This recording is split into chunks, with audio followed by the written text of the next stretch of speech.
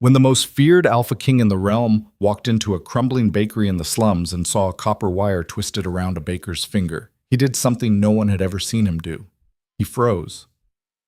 This is the story of two orphans who made a promise in hell, survived alone, and found each other again when the entire kingdom stood between them. A love forged in starvation, a vow sealed in blood, and a conspiracy that would burn the throne to ash if they didn't fight together. Stay until the end to see how a forgotten boy became a king, and how the girl who saved him became his queen. If you're watching from anywhere in the world, drop your city in the comments below. Hit that like button and let's begin. 15 years ago, in the coldest winter the capital had ever endured, two children huddled in the corner of St. Miriam's orphanage for the destitute, a place so bleak that even its name felt like a curse. The building sagged under the weight of its own cruelty. The walls were damp, the floors were cracked, the caretakers were thin-lipped women who believed suffering built character, and the children who lived there learned quickly that tears earned nothing but scorn. Kyle Rowan was 8 years old, and he had already learned to hate. He sat with his knees pulled to his chest, his breath misting in the freezing air. His clothes were threadbare, his ribs visible beneath skin stretched too tight. His eyes, pale gray, sharp as broken glass, tracked every movement in the room with the wary focus of a wolf cub born into a world of predators. Across from him, a girl with tangled auburn hair and hollow cheeks sat quietly, her thin hands folded in her lap. Her name was Lena Ashford, and she was 6. She didn't cry as much as the other children. She didn't scream when the older boys stole her blanket. She just endured. Kale noticed that about her. The orphanage served one meal a day, a watery gruel that barely qualified as food. The children lined up in silence, bowls extended, eyes down. The caretakers ladled out portions with the precision of executioners, ensuring no one received more than their share. Kyle had learned to eat fast. Hesitation invited theft. But that day, as he crouched in his corner with his bowl, he saw Lena staring at hers. She hadn't touched it. Her face was pale, her lips nearly blue. "You gonna eat that?" one of the older boys sneered, looming over her. Lena didn't answer. She just held the bowl tighter. The boy lunged. Kale moved without thinking. He was smaller than the older boy, but faster. He slammed into him hard enough to send them both sprawling. The gruel splattered across the floor. "Touch her again," Kale hissed, his voice low and feral, "and I'll break your teeth." The older boy scrambled back, startled by the venom in Kyle's eyes. The other children watched in silence. No one intervened. In St. Miriam's, survival was a solitary endeavor. But Lena looked at him, really looked at him, and for the first time in weeks, Kyle felt something other than hunger. That night, Lena found him shivering in the dormitory. She didn't say anything. She just sat beside him and pressed half a stale roll into his hand. "I saved it," she whispered. Kyle stared at the bread. It was hard as stone, but it was food, and she had saved it for him. "Why?" he asked. Lena shrugged, her thin shoulders barely moving. "Because you helped me." Kyle turned the bread over in his hands. He'd never been given anything before, not without a price. "You're stupid," he muttered, but he ate it anyway. Lena smiled faintly. "Maybe." From that night on, they became inseparable. Chapter 2. The Promise. Weeks turned into months. The winter deepened. Children disappeared, some adopted, most simply gone. The caretakers never explained where they went. Kyle and Lena survived by watching each other's backs. She was clever, able to read the moods of the adults and avoid their wrath. He was fierce, willing to fight anyone who threatened her. Together they carved out a fragile existence in a place designed to break them. One night, when the snow fell so thick it buried the windows, Lena grew sick. Her skin burned with fever. Her breathing turned shallow. Kale sat beside her, helpless and terrified. He had no medicine, no warmth to give. All he had were his hands, calloused and scarred from too many fights. "Kyle," Lena whispered, her voice barely audible. "Promise me something." "Don't talk like that," he said sharply. "You're not dying." "Promise me," she insisted, gripping his wrist with surprising strength. "Promise you won't forget me." Kale's throat tightened. He wanted to yell at her, to tell her she was being ridiculous, But the fear in her eyes silenced him. "I won't forget you," he said quietly. "I swear it." Lena's grip loosened. "Good, because when we get out of here, I want you to come find me." "I will." "Promise?" Kale looked around the dormitory, at the rows of broken children, at the frozen walls, at the life that had tried so hard to crush them both. And then he made a decision. He stood, crossed the room, and tore a piece of copper wire from the broken heating grate. He twisted it carefully, shaping it into a crude ring. It wasn't beautiful, it wasn't valuable, but it was all he had. He returned to Lena's side and slipped it onto her finger. "I promise," he said, his voice steady and sure. "One day, I'm going to be strong enough to protect you. I'm going to come back for you, and when I do, I'm going to marry you." Lena stared at the ring, tears slipping down her fevered cheeks. "You don't have to." "I want to," Kyle interrupted. "So don't you dare die on me, Lena Ashford, because I'm coming back, no matter how long it takes." Lena closed her eyes, a faint smile touching her lips. "Okay," she whispered. "I'll wait." Chapter 3. The Separation. Spring came, and with it, change. Lena recovered. Cale kept his promise and stayed beside her, but St. Miriam's was not a place where happy endings were permitted. One morning, a convoy of black carriages arrived. Men in military uniforms stepped out, their boots polished, their expressions cold. They weren't there to adopt. They were there to recruit. "Boys over the age of 8, the lead officer announced. "Line up." Cale's blood ran cold. Lena grabbed his arm. "Don't go." "I don't have a choice," Cale said, his voice hollow. The caretakers moved through the dormitory like hunters, dragging boys forward. Cale stood when his name was called, his fists clenched. Lena ran after him. "Kyle, please!" "Stay back," he said sharply. He turned to face her, memorizing every detail, the auburn hair, the green eyes, the copper ring still wrapped around her finger. "I'll come back," he said. "I promised, remember?" Lena nodded, tears streaming down her face. I'll wait forever if I have to." Cale wanted to say more. He wanted to hold her, to tell her she was the only thing in this world worth fighting for. But the officers were already pulling him toward the carriage. He looked back one last time. Lena stood in the doorway, small and alone, the copper ring gleaming faintly in the morning light. And then the carriage door slammed shut, and she was gone. But... Chapter 4. The Making of a King. The military academy was a forge designed to break boys and rebuild them as soldiers. Cale survived by becoming what they wanted: ruthless, disciplined, relentless. He trained harder than anyone. He fought meaner. He learned to bury his emotions so deep that no one could see them. But at night, when the barracks were silent, he would twist the memory of that copper ring between his fingers and remember the girl who had saved him. "I promised. I will come back." Years passed. Kyle grew taller, stronger, sharper. He rose through the ranks with terrifying speed, earning a reputation as a tactician who never lost and a fighter who never hesitated. By the time he was 16, he had already led his first battalion. By 18, he commanded the northern frontier. And by 23, when the old king died without an heir, the Council of Elders did something unprecedented. They named Kyle Rowan the Alpha King, not because he was noble, not because he was loved, because he was feared. Chapter 5. The Return. Kyle ruled with an iron fist. He crushed rebellions before they could ignite. He rooted out corruption with ruthless efficiency. He took no bribes, showed no favoritism, and trusted no one. The court whispered that he had no heart, that he was a weapon, not a man. They were wrong. Kyle had a heart. He just buried it 15 years ago in an orphanage, wrapped around the finger of a girl who had once shared her bread with him. And now, after all these years, he was finally going home. The capital stretched before him, gleaming towers and crumbling slums existing side by side. Cale's carriage rolled through the lower district, where the poorest citizens lived in shadows cast by the palace walls. His guards flanked him, their armor polished, their expressions unreadable. Cale barely noticed them. His attention was fixed on the streets outside, scanning the crowds with a focus that bordered on obsession.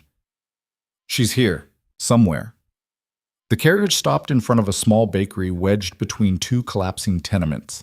The sign above the door was faded, but Kyle could still make out the words, Ashford's Bread. His pulse quickened. Wait here, he told his guards. They exchanged uneasy glances, but obeyed. Kyle stepped out of the carriage and pushed open the bakery door. Chapter 6. The Copper Ring. The bakery was small and warm, filled with the scent of fresh bread. Flour dusted the counters. A few loaves sat cooling on wooden racks, and behind the counter, kneading dough with practiced efficiency, was a woman with auburn hair pulled back in a braid. Cale's breath stopped. She was older now, 21, maybe 22, but he would have recognized her anywhere. The shape of her face, the curve of her shoulders, the quiet determination in the way she worked. And on her left hand, barely visible beneath a dusting of flour, was a copper ring. Lena looked up as the door closed. Her hands stilled, her green eyes widened. For a long moment, neither of them spoke. Kyle? She whispered, her voice trembling. He crossed the room in 3 strides and stopped just short of touching her, his hands hovering in the air between them. You kept it, he said hoarsely, staring at the ring. Lena looked down at her hand, her expression unreadable. You told me to wait. I did. So I waited. Cale's throat tightened. 15 years of war, blood, and silence. And she had waited. I'm sorry, he said, the words breaking loose like a dam collapsing. I'm sorry it took so long. I'm sorry I couldn't come back sooner. Lena reached up and pressed her flour-dusted fingers to his lips, silencing him. You came back, she said softly. That's all that matters. Cale closed his eyes, his hands finally settling on her shoulders. She was real. She was here. And she was his. I promised I'd marry you, he said, his voice rough with emotion. I still mean it. Lena's eyes filled with tears. You're the Alpha King now. You can't marry a baker. Watch me. She laughed, a sound halfway between joy and disbelief. Kyle, you don't understand. You have duties, responsibilities. The kingdom can burn, Kyle interrupted fiercely. I don't care about crowns or councils or politics. I care about you. I always have. Lena stared at him, her breath catching. You really mean that? Every word. For a moment, the world outside the bakery ceased to exist. There was no throne, no palace, no war, just 2 orphans who had once made a promise in the dark. And then the bakery door burst open. Chapter 7. The Shadow of Duty. Kyle's head guard, Commander Thorne, stepped inside, his expression grim. Your Majesty, we need to return to the palace. Now. Kyle didn't move. I'm busy. There's been a development, Thorne said carefully. The council has called an emergency session. It's about the Northern Alliance. Kyle's jaw tightened. The Northern Alliance. The marriage treaty. The political chain that had been slowly tightening around his throat for months. He turned back to Lena, his hand still resting on her shoulder. I have to go. I know, Lena said quietly, but I'm coming back. I know that too. Kyle hesitated, then pulled a sealed ring from his pocket. The royal signet, heavy with authority. He pressed it into her palm. Keep this, he said. If anyone gives you trouble, show them that. It means you're under my protection. Lena stared at the ring, her eyes wide. Kyle, I can't. You can. And you will. He leaned forward, his forehead resting briefly against hers. I'll fix this, Lena. I swear I will. And then he was gone, swept back into the world of crowns and conspiracies, leaving Lena standing alone in the bakery with a copper ring on one hand and a king's signet in the other. Chapter 8. The Throne's Demand. The council chamber was a cold marble tomb filled with men who wore power like armor. Kale sat at the head of the table, his expression carved from stone. Around him, the kingdom's most powerful nobles argued in circles, their voices rising and falling like the tide. The northern clans are threatening secession, Lord Corvin said, his tone sharp. Without the marriage alliance, we risk civil war. Then let them secede, Kyle said flatly. I don't negotiate with threats. Your Majesty, Duke Harlow interjected smoothly, this isn't about negotiation. It's about stability. The people need to see strength, unity. A royal wedding would— I'm not marrying Lady Ceres, Kyle interrupted. The room fell silent. Lord Corvin's eyes narrowed. May I ask why not? Because I don't love her. A ripple of disbelief moved through the council. Love? Corvin repeated, as if the word were foreign. Your Majesty, with all due respect, love is a luxury kings cannot afford. Kyle leaned forward, his voice dropping to a deadly calm. Then perhaps I'm not the king you want. The nobles exchanged uneasy glances. Kyle could see the calculations happening behind their eyes. He was strong, he was competent, but he was also unpredictable, dangerous. Your Majesty, Duke Harlow said carefully, if you refuse this marriage, the northern clans will interpret it as weakness. They will strike, and the kingdom will bleed. Kale's hands tightened into fists beneath the table. He knew the Duke was right. He knew the stakes, but every cell in his body rebelled against the idea of binding himself to a stranger when the woman he loved was less than a mile away. I need time, Kale said finally. Time is a luxury we don't have, Corvin said coldly. The wedding is scheduled for 2 weeks. Lady Ceres arrives tomorrow. Kyle stood abruptly, the chair scraping against marble. Then I suggest you pray I find a solution before then. He left the chamber without waiting for dismissal, his mind already racing. There has to be another way. There has to be. Chapter 9. Lena's Choice. Lena stood in the bakery long after Kale left, the royal signet heavy in her hand. She turned it over slowly, tracing the engraved wolf emblem with her thumb. It was a symbol of power, of protection. But it was also a reminder that the boy she had loved was no longer just a boy. He was a king. And kings didn't marry bakers. Lena set the ring on the counter and returned to her dough, kneading it with mechanical precision. Her hands moved automatically, but her mind was far away. She had waited 15 years. She had survived poverty, loneliness, and countless nights wondering if Kyle was even still alive. And now he was here, but so was the rest of the world. A knock at the door startled her. Lena looked up to see a woman in elegant traveling clothes standing in the doorway, her expression curious. Are you open? The woman asked. Yes, Lena said automatically. What can I get you? The woman stepped inside, her gaze sweeping over the small bakery with an appraising eye. Just a loaf of bread, whatever you recommend. Lena wrapped a fresh loaf and handed it over. The woman paid, then hesitated. You're Lena Ashford, aren't you? Lena's pulse quickened. How do you know my name? The woman smiled faintly. Because the Alpha King spent half the morning asking about you. Lena's breath caught. I'm Lady Ceres, the woman continued, her tone calm and measured. Kyle's intended bride. The words hit Lena like a physical blow. I see, Lena said quietly. Lady Ceres studied her for a long moment. He loves you. Lena looked away. That doesn't matter. Doesn't it? He's the king. He has responsibilities. So do I, Ceres said, and I have no intention of marrying a man who's in love with someone else. Lena's head snapped up.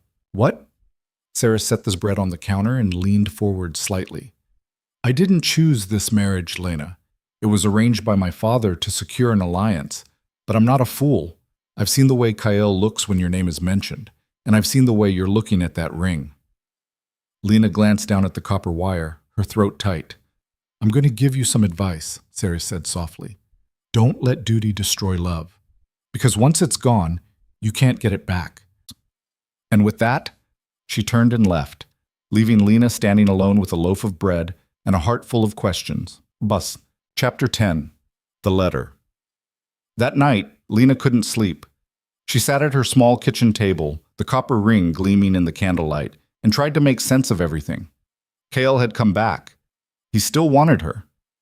But he was also a king bound by treaties and alliances she couldn't begin to understand. And she was just a baker. Lena pressed her hands to her face, exhaustion and confusion warring inside her.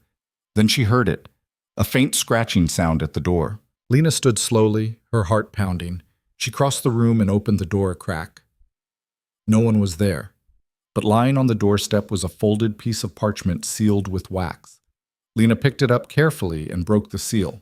The handwriting was sharp and precise. If you want to see the king again, come to the palace kitchens tomorrow at dawn. Bring no one. Tell no one.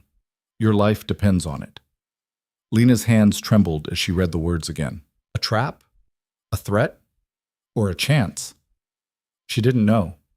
But as she looked down at the copper ring on her finger, she realized she didn't care. Kael had come back for her, and she would fight hell itself to reach him. Dawn came cold and gray, the kind of morning that made the capital feel like a city built on bones. Lena stood outside the palace's eastern gate, the mysterious letter clutched in her hand, watching servants and workers stream through the checkpoint with practiced efficiency. She'd barely slept. The letter had burned in her mind all night, each word a question she couldn't answer. Who had sent it? Why her? And what did they want? But beneath the fear, something else simmered. A determination forged in 15 years of waiting. Kael was inside those walls, and whoever thought they could use her to hurt him was about to learn that orphans didn't survive by being weak. Name and business, the guard at the gate said mechanically, barely looking up. Lena hesitated, then pulled out the royal signet Kael had given her. The guard's eyes went wide. He straightened immediately, his hand snapping to his chest in salute. Lady Ashford, he said quickly. Forgive me, I wasn't informed of your arrival.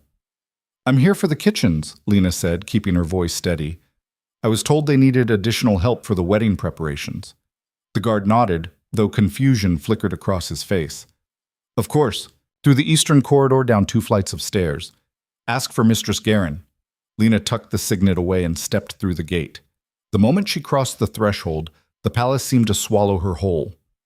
Marble floors stretched in every direction. Tapestries depicting ancient battles hung from vaulted ceilings. Servants moved like ghosts, their faces carefully blank. This wasn't Kael's world, not the real Kael. The boy who had twisted copper wire into a promise wouldn't recognize this place of cold stone and colder politics. But the Alpha King would. Lena descended the stairs, following the scent of bread and smoke. The palace kitchen sprawled beneath the main halls like a city unto themselves. Dozens of ovens, preparation stations, storage rooms, all bustling with controlled chaos. Cooks shouted orders, scullery maids scrubbed pots. The heat was oppressive. You're late, a sharp voice said. Lena turned to see a stocky woman with iron gray hair and a stained apron glaring at her. Mistress Guerin, presumably. I'm sorry, Lena said. I was told to report here this morning. For what? We're already overstaffed. Guerin's eyes narrowed. Who sent you? Before Lena could answer, a younger woman appeared at Guerin's elbow, barely 20, with nervous eyes and flour-dusted hands. I did, the woman said quietly. We need help with the wedding cakes. I thought... You don't think, Guerin snapped. I think. You follow orders. She jabbed a finger at Lena. You. Can you bake? Yes. Prove it. Station 3. You have 1 hour to produce a presentable loaf. If it's garbage, you're out. Lena nodded and moved to the indicated station. As she worked, measuring flour and checking the oven temperature, she felt eyes on her. The young woman who had claimed to send for her was watching from across the kitchen, her expression unreadable. Lena waited until Guerin's attention shifted elsewhere, then moved closer. You sent the letter, Lena whispered. The woman's hand stilled. Not here. Finish your test first. Lena's bread came out perfect, golden crust, soft interior, the kind of quality that came from years of practice. Guerin examined it with grudging approval, then waved her toward the back prep rooms. You'll do. Report tomorrow at dawn. We're making 300 pastries for the pre-wedding feast. Lena nodded, but as she turned to leave, the young woman caught her sleeve. Storage room. 5 minutes, she breathed, then disappeared into the crowd of workers. Lena counted the seconds, her heart pounding. When enough time had passed, she slipped away from the main kitchen and found the storage room tucked behind rows of wine casks. The young woman was already there, her back pressed against the door. Who are you? Lena demanded. My name is Mira, the woman said. I work in the royal kitchens, and I know who you are. Then you know I shouldn't be here. You're exactly where you need to be. Mira pulled a folded piece of parchment from her apron and pressed it into Lena's hands. This is a list of names, nobles who've been meeting in secret since the wedding was announced. They're planning something. Lena unfolded the paper. A dozen names were written in careful script, many she didn't recognize. But one stood out, Lord Corvin. She'd heard Kyle mention him, one of the council's most powerful members. "Why are you showing me this?" Lena asked. "Because you're the only person the king trusts who isn't already compromised," Mira said. "The palace is full of spies. Half the servants report to the nobles. The other half are too scared to speak. But you're an outsider. And he gave you his signet. That means something." Lena's throat tightened. "What are they planning?" "I don't know, but I've been listening. They talk when they think servants can't hear. They mention the wedding, the Northern Alliance, and they talk about removing obstacles." "What kind of obstacles?" Mira met her eyes. "The kind that wears a crown." The words hung in the air like a blade. "They're going to kill him," Lena whispered. "I think so, but I can't prove it. And even if I could, who would believe a kitchen maid?" Mira's voice cracked slightly. "My brother was a soldier in the northern campaigns. The king saved his life. I owe him everything, so I'm asking you, please, find out what they're planning. Stop them." Lena stared at the list, her hands trembling. She was a baker. She had no training in espionage or politics. She had no power, but she had something the conspirators didn't expect. She had nothing left to lose. "I'll do it," Lena said. Mira's shoulders sagged with relief. "Thank you. Be careful. These people don't play fair." Lena tucked the list into her bodice and slipped out of the storage room.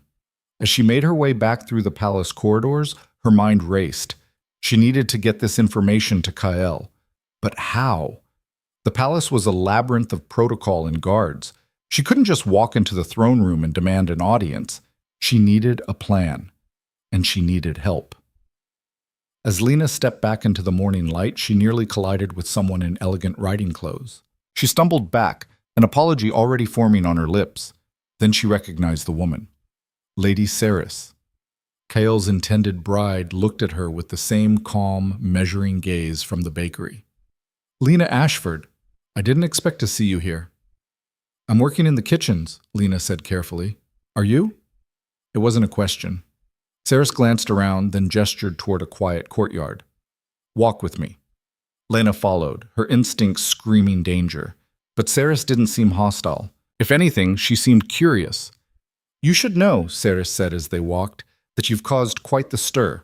The servants are gossiping. The nobles are whispering. Everyone wants to know who the mysterious woman with the king's signet is." "I'm nobody," Lena said.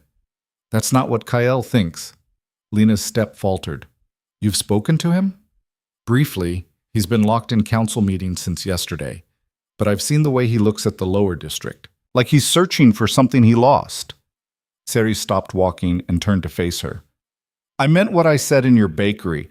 I don't want this marriage any more than he does. My father forced this alliance to secure his position in the Northern Territories, but I have no illusions about love. Kyle's heart belongs to you." "Then why are you here?" Lena asked. "Because I'm practical. If this wedding doesn't happen, the Northern clans will revolt. Thousands will die. So I'm going through with it, unless someone finds a better solution." Saris's eyes narrowed slightly. "You strike me as someone who might be resourceful enough to find one." Lena pulled out the list Mira had given her. What if the wedding is exactly what someone wants? What if they're using it as cover for something worse? Saris took the parchment and read it quickly, her expression darkening. Corvin, Harlow. These are the council's most influential members. If they're conspiring, they're planning to kill Kael, Lena said bluntly. I don't know when or how, but they want him dead. Saris's jaw tightened. Do you have proof? Not yet. Then we need to get it. Fast. Saris folded the list and handed it back. I have access to the council chambers. I can observe the meetings, listen to their private conversations, but I'll need someone on the inside to watch the servants and guards. That's me, Lena said. You understand the risk? If they discover what you're doing, I don't care, Lena interrupted. Kael came back for me. I'm not letting anyone take him away. Saris studied her for a long moment, then nodded. Then we're allies. Meet me in the Eastern Library tonight after the servants' dinner. We'll compare notes." As Saris walked away, Lena stood alone in the courtyard, the list burning against her skin. She had stepped into a world of knives and shadows, where one wrong move could end everything. But she had also found something unexpected: an ally. And maybe, if they were lucky, a chance. The kitchens were even more chaotic when Lena returned. The wedding preparations had reached a fever pitch. Pastries needed glazing, roasts needed turning, and everywhere servants moved with the practiced efficiency of people who knew that mistakes meant punishment. Lena worked beside them, kneading dough and shaping loaves, but her attention was elsewhere. She watched the other kitchen workers, noting who spoke to whom, who disappeared for unexplained lengths of time, who seemed nervous. One man in particular caught her eye, a tall, thin server with a scar across his jaw. He kept glancing toward the main doors, his hands fidgeting whenever Mistress Guerin barked orders. Lena edged closer, pretending to check the rising bread. "New girl," the scarred man muttered to the cook beside him. "Showed up with a royal signet. You think she's one of them?" "Don't know, don't care," the cook replied. "Just keep your head down." "Hard to keep your head down when they're planning to cut it off." The cook's eyes widened. "Shut up, Reeve. You want to get us both killed?" Reeve fell silent, but his expression remained tight with fear. Lena filed the information away. Reeve knew something, and he was scared enough to talk, if approached carefully. That night, after the servants' meal of thin stew and hard bread, Lena slipped through the palace corridors toward the Eastern Library. The building was quieter now, the daytime bustle replaced by the soft footsteps of night guards and the distant murmur of nobles in their chambers. Saris was already waiting, seated at a table surrounded by ledgers and maps. "You're late," she said without looking up. "I was gathering information," Lena replied. She sat across from Saris and relayed everything she'd observed: the nervous server, the whispered conversations, the tension simmering beneath the kitchen's controlled chaos. Saris listened, her fingers tapping thoughtfully against the table. "Reeve. I know that name. He served at a banquet last month where Corvin and several northern clan leaders met privately. If he's compromised, he might be carrying messages. Can we intercept them?" "Risky. If we're caught tampering with correspondence, it'll blow our cover." Saris pulled out a map of the palace. "But there's another option. The wedding rehearsal is tomorrow. All the conspirators will be in the throne room. If we can plant someone in the servant corridors during the rehearsal, we might overhear something useful." "I'll do it," Lena said immediately. "You'll be exposed. If anyone recognizes you, I'll be careful." Saris hesitated, then nodded. "Fine. But you'll need a disguise. The head servants know your face by now." She stood and crossed to a cabinet, pulling out a servant's uniform. Plain gray dress, white apron, cap to hide the hair. "Wear this. Keep your head down. And if anything goes wrong, run. Don't try to be a hero." Lena took the uniform, her heart pounding. "What about you?" "I'll be in the throne room, playing the dutiful bride." Saris's expression hardened. "Trust me, I know how to pretend." The next morning, Lena dressed in the servant's uniform and made her way to the throne room level. The rehearsal was already underway. Nobles in formal attire, priests reciting vows, guards lining the walls. Kael stood at the center, his expression carved from stone, while Saris played her part with practiced grace. Lena watched from the shadows of the servant corridor, her chest tight. This should have been her. She should have been the one standing beside Kael, speaking vows, building a future. But that future had been stolen by politics and power, and now someone wanted to steal even more. "It has to be during the feast," a voice hissed nearby. Lena pressed herself against the wall, her pulse spiking. Two men stood in an alcove just ahead, partially hidden by a tapestry. "Too many witnesses," the second man replied. "We need isolation, privacy." "The king inspects the guard rotations every night before the wedding. That's our window." "And the girl, the baker? If she's a problem, we eliminate her too." Lena's blood turned to ice. They were talking about her, about Kael, about murder. She needed to get closer, to hear more. But the corridor was narrow, and any movement would give her away. Then footsteps echoed from the main hall. The two men tensed. "Later," one muttered, and they dispersed quickly, melting into the crowd of servants and guards. Lena stood frozen, her mind racing. She had confirmation. The assassination attempt would happen soon. during Kael's nightly inspection of the guards. She had to warn him, but as she turned to leave, a hand clamped over her mouth. Lena tried to scream, but the grip was iron. She was dragged backward into a side room, the door slamming shut behind her. "Stop fighting," a familiar voice growled. The hand released her. Lena spun around. Kael stood before her, his eyes blazing with fury and fear. "What the hell are you doing here?" he demanded. "I could ask you the same thing," Lena shot back, her heart hammering. "You're supposed to be at the rehearsal." "I saw you in the corridor. Do you have any idea how dangerous this is?" Kael grabbed her shoulders, his fingers digging in. "If the conspirators know you're investigating them, they're going to kill you," Lena interrupted. "Tonight, during your guard inspection." Kael's expression shifted. "How do you know this?" "I've been listening, watching. There's a plot, Kael. Nobles on your own council are planning a coup. They're going to use the wedding as cover." "Who?" "Corvin, Harlow, maybe others. I have a list." "Damn it, Lena." Kael released her and paced the small room like a caged wolf. "You should have come to me immediately, not put yourself in danger." "I couldn't reach you. You've been locked in meetings, surrounded by guards I don't know if I can trust." Lena stepped closer, forcing him to look at her. "I'm not going to sit in a bakery and wait while someone tries to murder you. I didn't wait 15 years just to lose you now." Kael's jaw tightened. For a moment, he looked like the boy from the orphanage again, fierce, protective, terrified of losing the only person who mattered. "You can't fight this battle," he said quietly. "Neither can you. Not alone. I'm the Alpha King. Fighting alone is what I do." "Not anymore." The words hung between them, heavy with promise and defiance. Kael exhaled slowly, his hands flexing at his sides. "If I cancel the guard inspection, they'll know we're onto them. They'll change their plan." "Then don't cancel it," Lena said. "Set a trap. Let them think they have the advantage. And when they move, we move faster." "We?" Kael's eyes narrowed.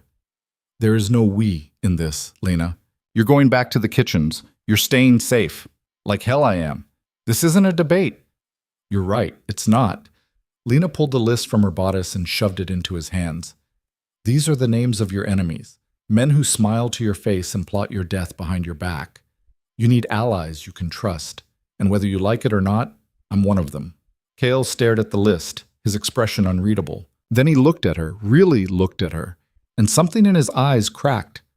"I can't lose you again," he said hoarsely. "Then don't push me away." For a heartbeat, the space between them disappeared. Kael reached out, his hand cupping her face with a gentleness that contrasted sharply with the violence simmering beneath his skin. "If anything happens to you, it won't," Lena said firmly, "because we're going to stop them, together." Kael's thumb brushed across her cheek, and for one stolen moment, they weren't King and Baker. They were just two people who had survived hell and found each other again. Then a knock at the door shattered the moment. "Your Majesty," Commander Thorne's voice called, "the rehearsal is waiting." Kael stepped back, his expression hardening into the mask of the Alpha King. "I'm coming." He turned to Lena, his voice dropping to a whisper. "Go back to the kitchens. Act normal. And tonight stay in your quarters. No matter what you hear, don't come out." "Kael, please." The word broke loose like a confession. "Let me protect you, just this once." Lena wanted to argue. Every instinct screamed at her to fight, but she saw the fear in his eyes, the same fear she'd seen 15 years ago when the military carriage had dragged him away. "Fine," she said quietly. "But you better survive, because if you die, I'm going to kill you." A ghost of a smile touched Kael's lips. Then he was gone, stepping back into the role of king, leaving Lena alone in the shadows. She waited until his footsteps faded, then slipped back into the servant corridors. Her hands were shaking, her heart was racing, but beneath the fear, something else burned: determination. Kael thought he could protect her by pushing her away. But he'd forgotten something important. She wasn't the scared little girl who'd watched him leave anymore. She was a survivor, and survivors didn't hide when the people they loved were in danger. That night, as the palace settled into uneasy quiet, Lena stood in her tiny servants' quarters and made a decision. She wasn't going to stay put. She was going to save her king, even if it killed her. Midnight came too fast. Lena stood at the narrow window of her quarters. watching the palace grounds settle into darkness. Torches flickered along the walls. Guards changed shifts with mechanical precision. Somewhere in the east wing, Kael was preparing for his nightly inspection, walking straight into an ambush he knew was coming. And she was supposed to stay here. Safe. Helpless. No. Lena turned from the window and began to move. She stripped off the servant's uniform and pulled on darker clothes, a kitchen boy's shirt and trousers she'd borrowed earlier, claiming they were for laundry. She twisted her hair into a tight knot and covered it with a cap. In the dim light, she could pass for a young man. Maybe. She slipped the copper ring off her finger and pressed it to her lips, then tucked it safely into her pocket. If things went wrong tonight, she wanted it close. The corridors were quieter now, but not empty. Lena moved like a shadow, keeping to the edges, avoiding the main passages where guards patrolled. She'd spent the last 2 days memorizing the palace layout, noting which routes the servants used, which rooms stayed locked, which hallways led to the barracks. She knew where Kael would be. The question was whether she'd reach him in time. As she descended a narrow staircase toward the lower armory, voices drifted up from below. Lena pressed herself against the wall, hardly daring to breathe. "He always checks the west tower first, then the barracks, then the gates," someone was saying. Male, confident. "We hit him in the barracks. Fewer witnesses. Easier to control the scene. And if he brings guards? Commander Thorne is loyal, but he's predictable. We've already sent word that there's a disturbance in the south wing. He'll split his forces. The king will be isolated. What about the Baker girl?" A pause. Then, "If she's stupid enough to interfere, she dies with him." Lena's hands curled into fists. She wanted to scream, to attack, to do something. But she was one person against a conspiracy that had been months in the making. She needed to be smart. The voices moved away.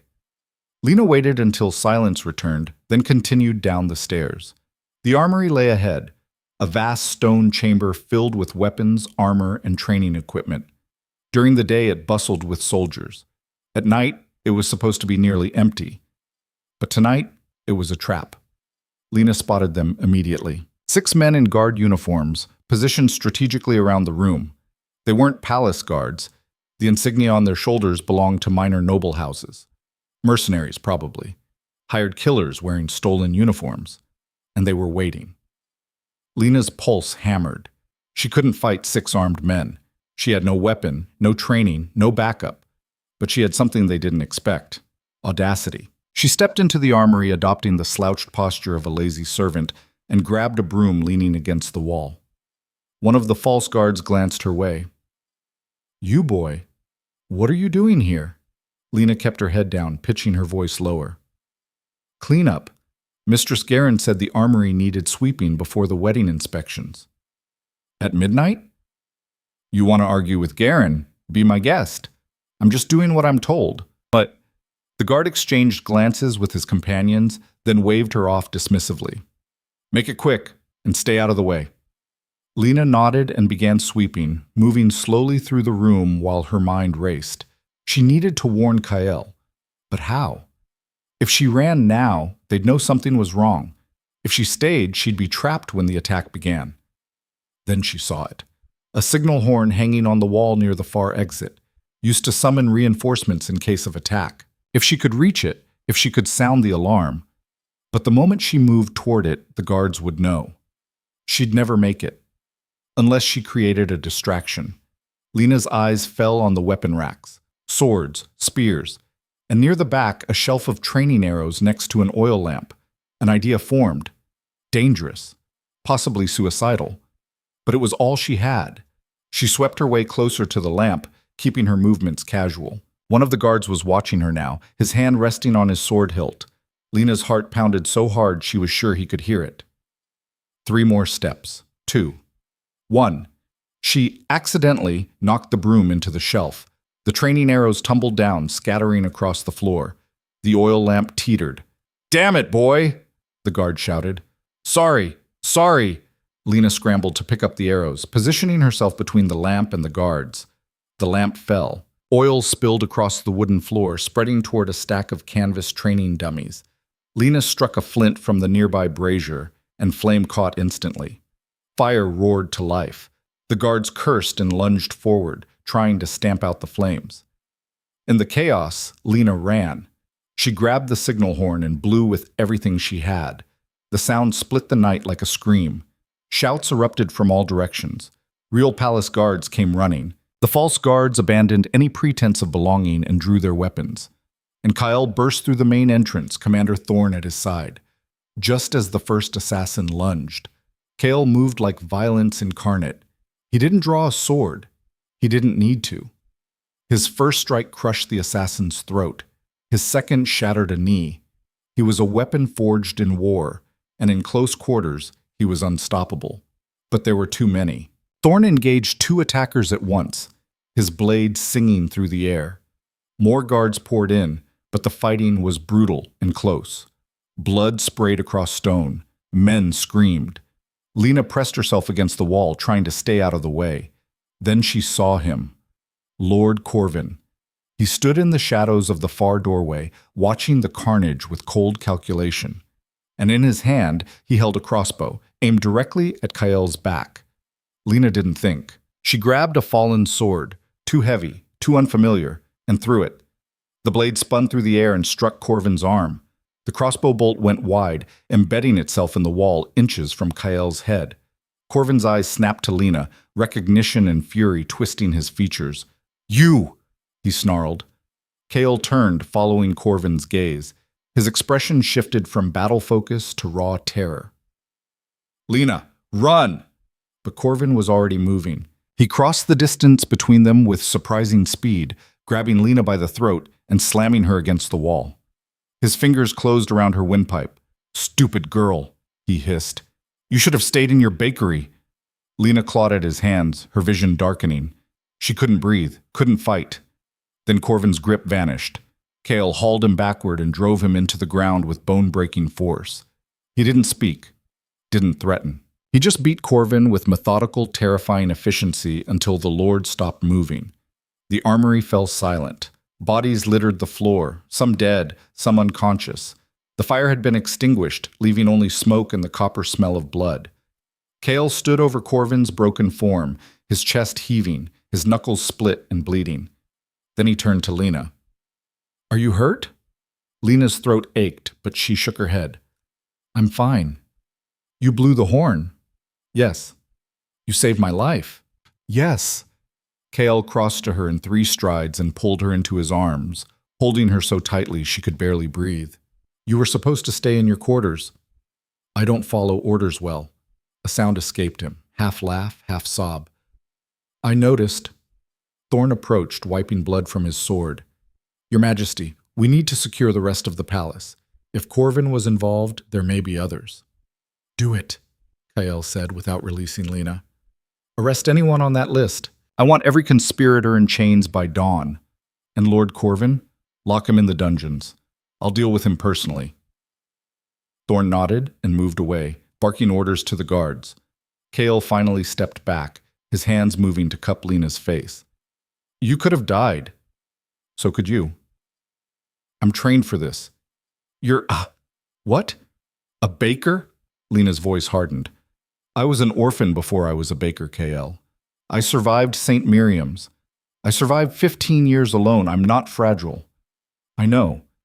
His thumb brushed her bruised throat, his expression darkening.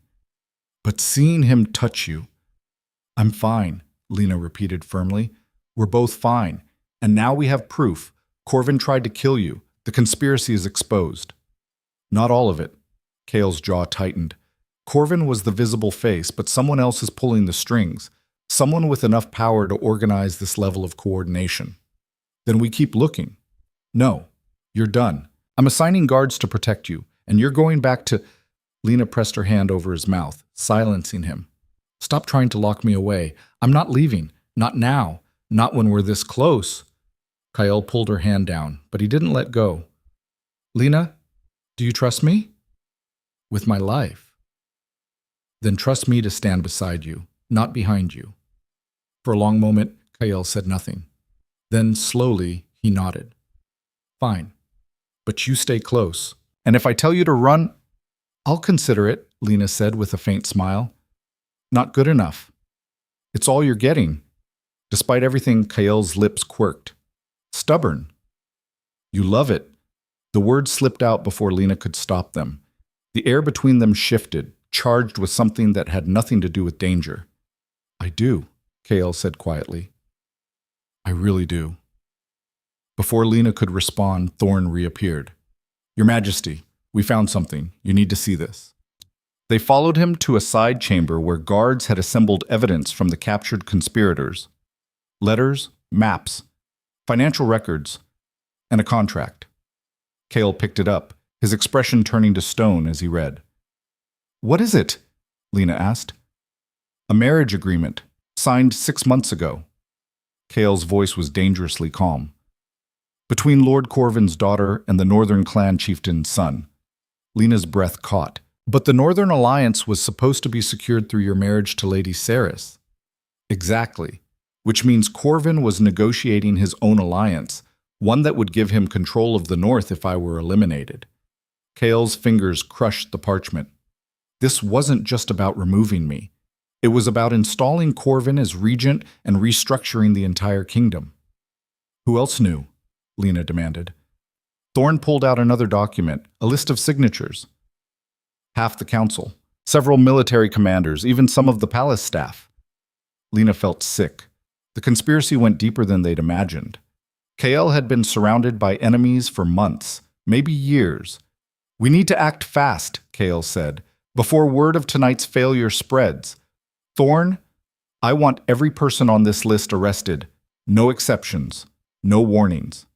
Some of them are powerful nobles, Your Majesty. Arresting them without trial could cause a civil war? Kael's smile was cold. They already started one. I'm just finishing it. Thorn hesitated, then bowed. As you command. As the commander left to execute the orders, Lena touched Kael's arm. What about the wedding? What about it? It's in 3 days. If you cancel now, the northern clans will see it as weakness. They might rebel anyway. Kael's expression darkened. Then what do you suggest? Before Lena could answer, another voice spoke from the doorway. You go through with it. They both turned. Lady Sarah stood in the entrance, still dressed in her evening gown, her expression calm despite the blood and chaos around her. What are you doing here? Kael asked. I heard the alarm. I came to help. Seri stepped into the room, her gaze sweeping over the evidence. And I think I have a solution to your problem. I'm listening, Kael said warily. Saris pulled a sealed letter from her bodice. This is a treaty I've been negotiating in secret with my father and the northern clan leaders. It secures the alliance without requiring a marriage. Trade concessions, military cooperation, shared governance of the border territories. Kyle stared at her. Why didn't you tell me this before? Because it wasn't finalized, and because I needed leverage. Saris's smile was sharp. My father is ambitious, but he's not stupid. He knew forcing this marriage would create resentment, so we've been working on an alternative. The assassination attempt just accelerated the timeline.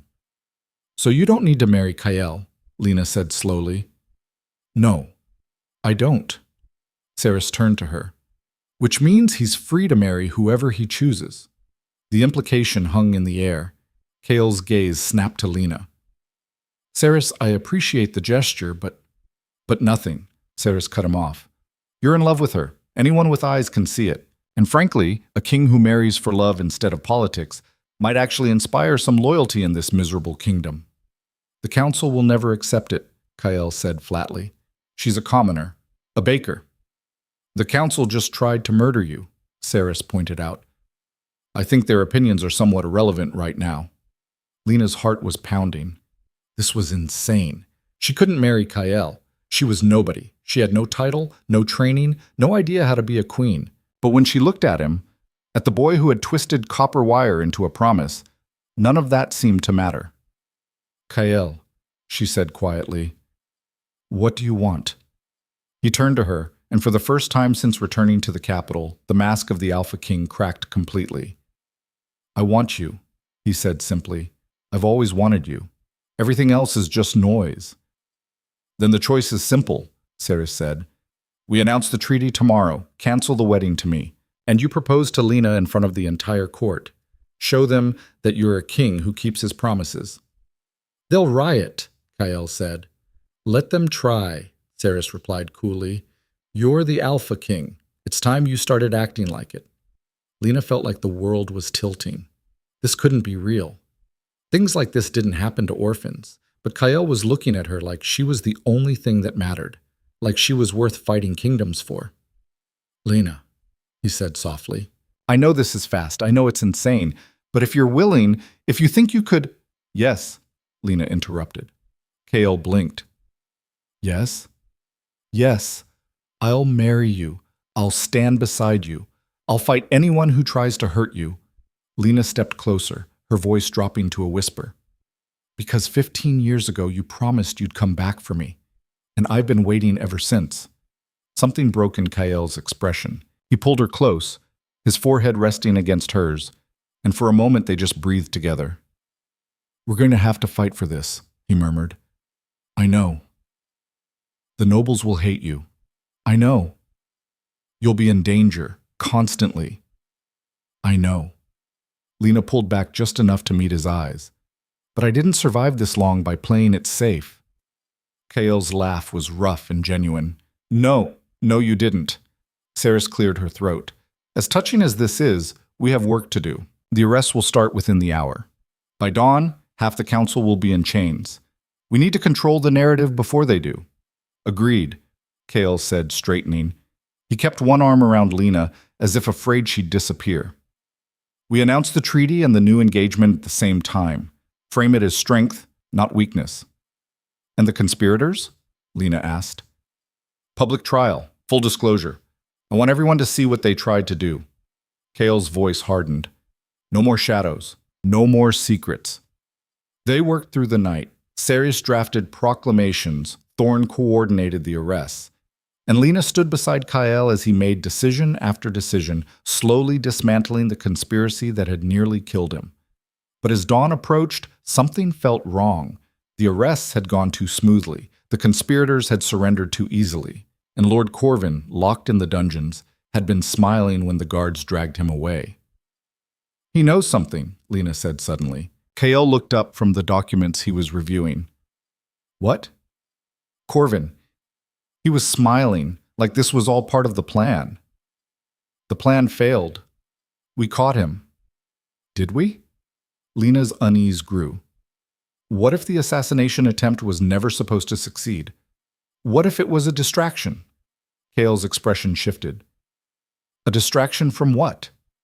Before anyone could answer, an explosion shook the palace. The floor heaved, windows shattered. Somewhere close, people screamed. Kael grabbed Lena and pulled her down as debris rained from the ceiling. Thorn burst through the door, his face pale. The throne room, he gasped. Someone planted explosives beneath the throne room. Lena's blood turned cold. The wedding. They're targeting the wedding. It's not for 3 days, Kael said. It doesn't matter. Lena stood, her mind racing. If they destroy the throne room now, there's no wedding, no alliance. The northern clans will see it as an attack and rebel. And in the chaos, Corvin seizes power, Kael finished grimly. Damn it, it was never about killing me. It was about destroying the kingdom's stability. Another explosion rocked the palace, closer this time. We need to evacuate, Thorn said urgently. Your Majesty, the entire structure could collapse. No! Kael's voice cut through the chaos like a blade. If we run, we lose. Corvin wins. The kingdom tears itself apart. Then what do we do? Lena demanded. Kael looked at her, and something fierce and terrible burned in his eyes. We fight back. Right now.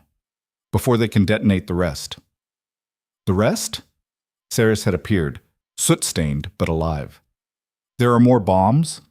Has to be, Kael said. They'd plant them at every critical location. Throne room, council chambers, armory. How do we stop them? Lena asked. We don't, Kael said. We can't defuse them in time. But we can trigger them now, while the palace is mostly empty, before the wedding brings in hundreds of guests. You want to blow up your own palace? Saris stared at him. Better to lose the building than lose the kingdom. Kael turned to Thorn. Evacuate everyone, servants, guards, everyone. Get them to the outer courtyards. And you? Thorn asked. I'm finding Corvin. He knows where the bombs are, and he's going to tell me. Kyle, no. Lena grabbed his arm. Stay with Thorn, Kale ordered. He'll keep you safe. I'm not leaving you. Lena, I said no. Her voice rose, sharp with fury. You don't get to protect me by sacrificing yourself. That's not how this works. She's right, Ceres said quietly. If you die in the dungeons, the conspiracy wins anyway. Kale's jaw tightened. Then we go together. All of us.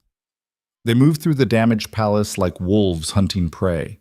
Guards joined them as they passed, forming a protective circle. The dungeons lay beneath the east wing, deep in the palace's foundation.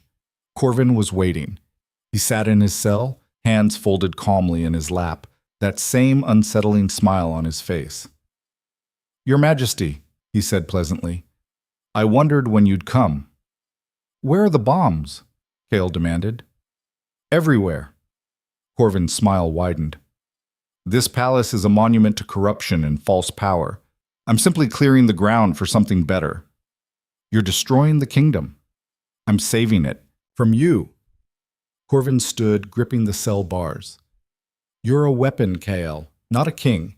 You don't understand diplomacy, strategy, the delicate balance required to hold a realm together. And you do? Better than you ever will. Kael's hand moved to his sword. Last chance. Tell me where the bombs are, or I'll tear this information from your skull. Go ahead. Try. Corvin's eyes gleamed with madness. But know this. I'm not the architect. I'm just the instrument. The real power behind this? You'll never see them coming. Another explosion ripped through the palace, this one directly above them. The ceiling cracked. Stone began to fall. Move! Kael shouted. They ran. The dungeon corridor collapsed behind them, sealing Corvin inside. Lena heard him laughing as the stones buried him alive. They emerged into chaos. The palace was coming apart. Fires raged, walls crumbled, and in the distance, more explosions continued the systematic destruction. The treaty, Ceres gasped. It's in my chambers. If it burns, go, Kael told her. Save it. Ceres sprinted toward the guest wing. Kael turned to Lena, gripping her shoulders. I need you to do something for me. Anything. Find Mira, the kitchen girl who helped you. Get her and anyone else you trust out of the palace. If Corvin was telling the truth, if there's someone else pulling the strings, they'll target anyone connected to us. What about you? I'm ending this. Kael pulled the copper ring from his pocket. He'd been carrying it all this time and pressed it into her palm. Keep this safe. It's the only promise I've ever made that mattered. Tears burned Lena's eyes. Kael, he kissed her. Hard and desperate, a kiss that tasted like smoke and blood and 15 years of longing. Then he was gone, running toward the throne room as the palace burned around them. Lena stood frozen for one heartbeat, two. Then she felt it. A surge of heat through her veins. Her vision sharpened. Her senses exploded outward, overwhelming and alien. Her wolf blood was awakening, and with it came knowledge, sense, sounds, instincts she'd never had before. She could smell the explosives, trace the pattern, find the source. Lena ran, not away from the danger, toward it, because she'd made a promise too, and she was damn well going to keep it. The world exploded into sensation. Lena stumbled against the corridor wall, gasping as her body rewrote itself from the inside out. Every nerve ending caught fire. Her vision sharpened until she could count individual dust motes floating through smoke-filled air. Sounds crashed over her in waves, heartbeats, breathing, the groan of stressed stone, footsteps 3 floors away. And the smell. She could smell everything, sweat, fear, blood, and beneath it all, the acrid chemical stench of explosives hidden throughout the palace like cancer cells waiting to metastasize. What's happening to me? She whispered. But she already knew. The wolf blood that had lain dormant her entire life was waking up, and it was hungry. Lena forced herself to move. The heightened senses were overwhelming, but they also gave her an advantage. She could track the explosive pattern now, trace the chemical signature like following breadcrumbs. The bombs weren't randomly placed. They formed a deliberate sequence designed to bring down the palace in stages, but one cluster stood out. Stronger, more concentrated, directly beneath the throne room's foundation. That was the kill shot, the detonation that would bring down the entire central structure. and Kael was heading straight for it. Lena ran. Her new speed startled her. She moved faster than she'd ever thought possible, her body instinctively adapting to the enhanced strength flooding her muscles. She leaped over debris that would have stopped her minutes ago. She dodged falling masonry with reflexes that felt borrowed from someone else. She was becoming something other than human. And right now, she didn't care. Ahead, the throne room doors stood open, revealing a scene of controlled chaos. Kael stood at the center of the vast chamber, surrounded by a dozen guards, all of them staring down at the marble floor where Commander Thorne knelt with tools spread around him. "How long?" Kael demanded. "I don't know," Thorne said, his hand steady despite the sweat pouring down his face. "The mechanism is complex. I've never seen anything like this." "Then guess." 10 minutes, maybe 15 if we're lucky." "We don't have that long." Kael's voice was ice. "The other bombs are already triggering. When this one goes, it'll bring down everything from here to the East Wing." "Then we evacuate?" "No!" Kael turned to face his guards. "You evacuate. All of you. Get to the outer walls. That's an order." "Your Majesty," one of the guards began. "Now!" The guards hesitated, torn between duty and survival. Then, one by one, they began to move toward the exits. Thorne didn't budge. "I'm not leaving you, sir." "Yes, you are." Kael grabbed his shoulder. "Someone needs to maintain order when this is over. That's you. There won't be anything left to maintain if you die in here." "Then I suggest you work faster." "Kael!" Both men turned as Lena burst through the throne room doors. Kael's expression shifted from shock to fury in an instant. "What are you doing here? I told you to get out."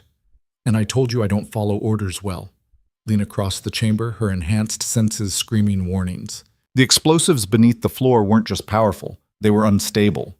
Every vibration, every movement risked setting them off early. "You can smell it," Kael said quietly, watching her face. "The explosives. Your wolf blood is active." "How did you know?" "Your eyes. They're different. Brighter." Kael stepped closer, studying her with an intensity that made her skin prickle. "When did it start?" "When you left." "When I thought—" Lena's throat tightened. "It doesn't matter. I can help. I can trace the detonation sequence, find the primary trigger." Thorne looked up sharply. "If we can disable the primary, the secondaries might not chain react." "Might?" Kael repeated. "It's better odds than we have now." Kael's jaw tightened. He looked at Lena for a long moment, then nodded. "Do it. But if I tell you to run—" "I won't," Lena interrupted. "So stop asking." She knelt beside Thorne, closing her eyes and letting the enhanced senses guide her. The chemical signature was stronger here, concentrated in specific points beneath the marble. She traced the pattern, following the invisible map only she could perceive. "There," she said, pointing to a section of floor near the throne itself. "That's the heart, the primary device." Thorne moved immediately, prying up marble tiles with a crowbar. Beneath, nestled in a cavity carved into the foundation, sat a metal box wrapped in wires. A clockwork timer ticked steadily, counting down. 8 minutes. "Can you disarm it?" Kael asked. Thorne examined the mechanism, his expression grim. "Not without the original schematics. Whoever built this knew what they were doing. It's designed to resist tampering." "So we're out of options." "Not necessarily." Lena leaned closer, studying the device. Her enhanced vision picked out details Thorne had missed. Hairline fractures in the casing, stress points in the wiring. "What if we don't disarm it? What if we move it?" "Move it where?" Kael demanded. "We don't have time to get it out of the palace." "We don't need to get it out." Lena stood, her mind racing. "We just need to get it away from the support columns. If it detonates in the open courtyard, it'll still destroy everything in a 50-foot radius," Thorne finished. "But it won't bring down the entire palace." "It's suicide to carry that thing," Kael said flatly. "The slightest jar could trigger it early. Then I'll be very careful." Lena reached for the device. Kael grabbed her wrist. "No." "We don't have another choice." "I said no." Kael's grip tightened. "You want to stand beside me? Fine. But I won't let you die for me. Not like this." "And I won't let you die at all," Lena shot back. "Which one of us do you think has better reflexes right now? Better speed? Your wolf blood has been active for years." Mine just woke up and it's screaming at me to move, so let me use it. They stared at each other, the argument crackling between them like lightning. 7 minutes. She's right, Thorne said quietly. Her enhanced senses give her the best chance of detecting instability in the device, and if it does detonate early, she dies, Kael finished. We all die if it stays here, Lena said. She pulled free of Kael's grip and knelt beside the bomb. I'm doing this. You can either help or get out of my way. Kael's expression turned dangerous. Then, without warning, he knelt beside her and began examining the device's housing. If we're doing this, we're doing it together, he said. I'll stabilize the casing. You handle navigation. Thorne, clear a path to the eastern courtyard. Thorne nodded and ran. Kael and Lena worked in tense silence, carefully extracting the bomb from its housing. The device was heavier than it looked. 30 pounds of metal, explosives, and malice. Every movement had to be precise, every breath measured. 6 minutes. Got it, Kael said, lifting the device clear. Nice and steady. Let's move.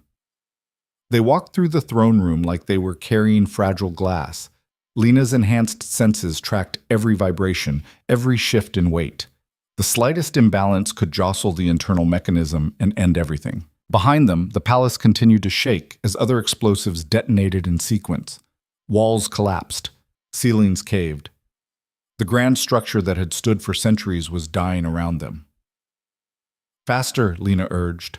Can't risk it. They entered the main corridor. Smoke filled the air.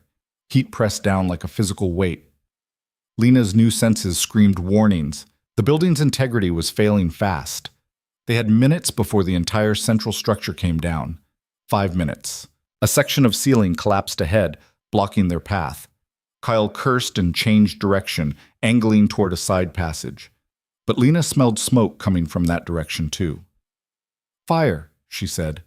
The eastern wing is burning. Then we go through it. Kael, we don't have time to find another route.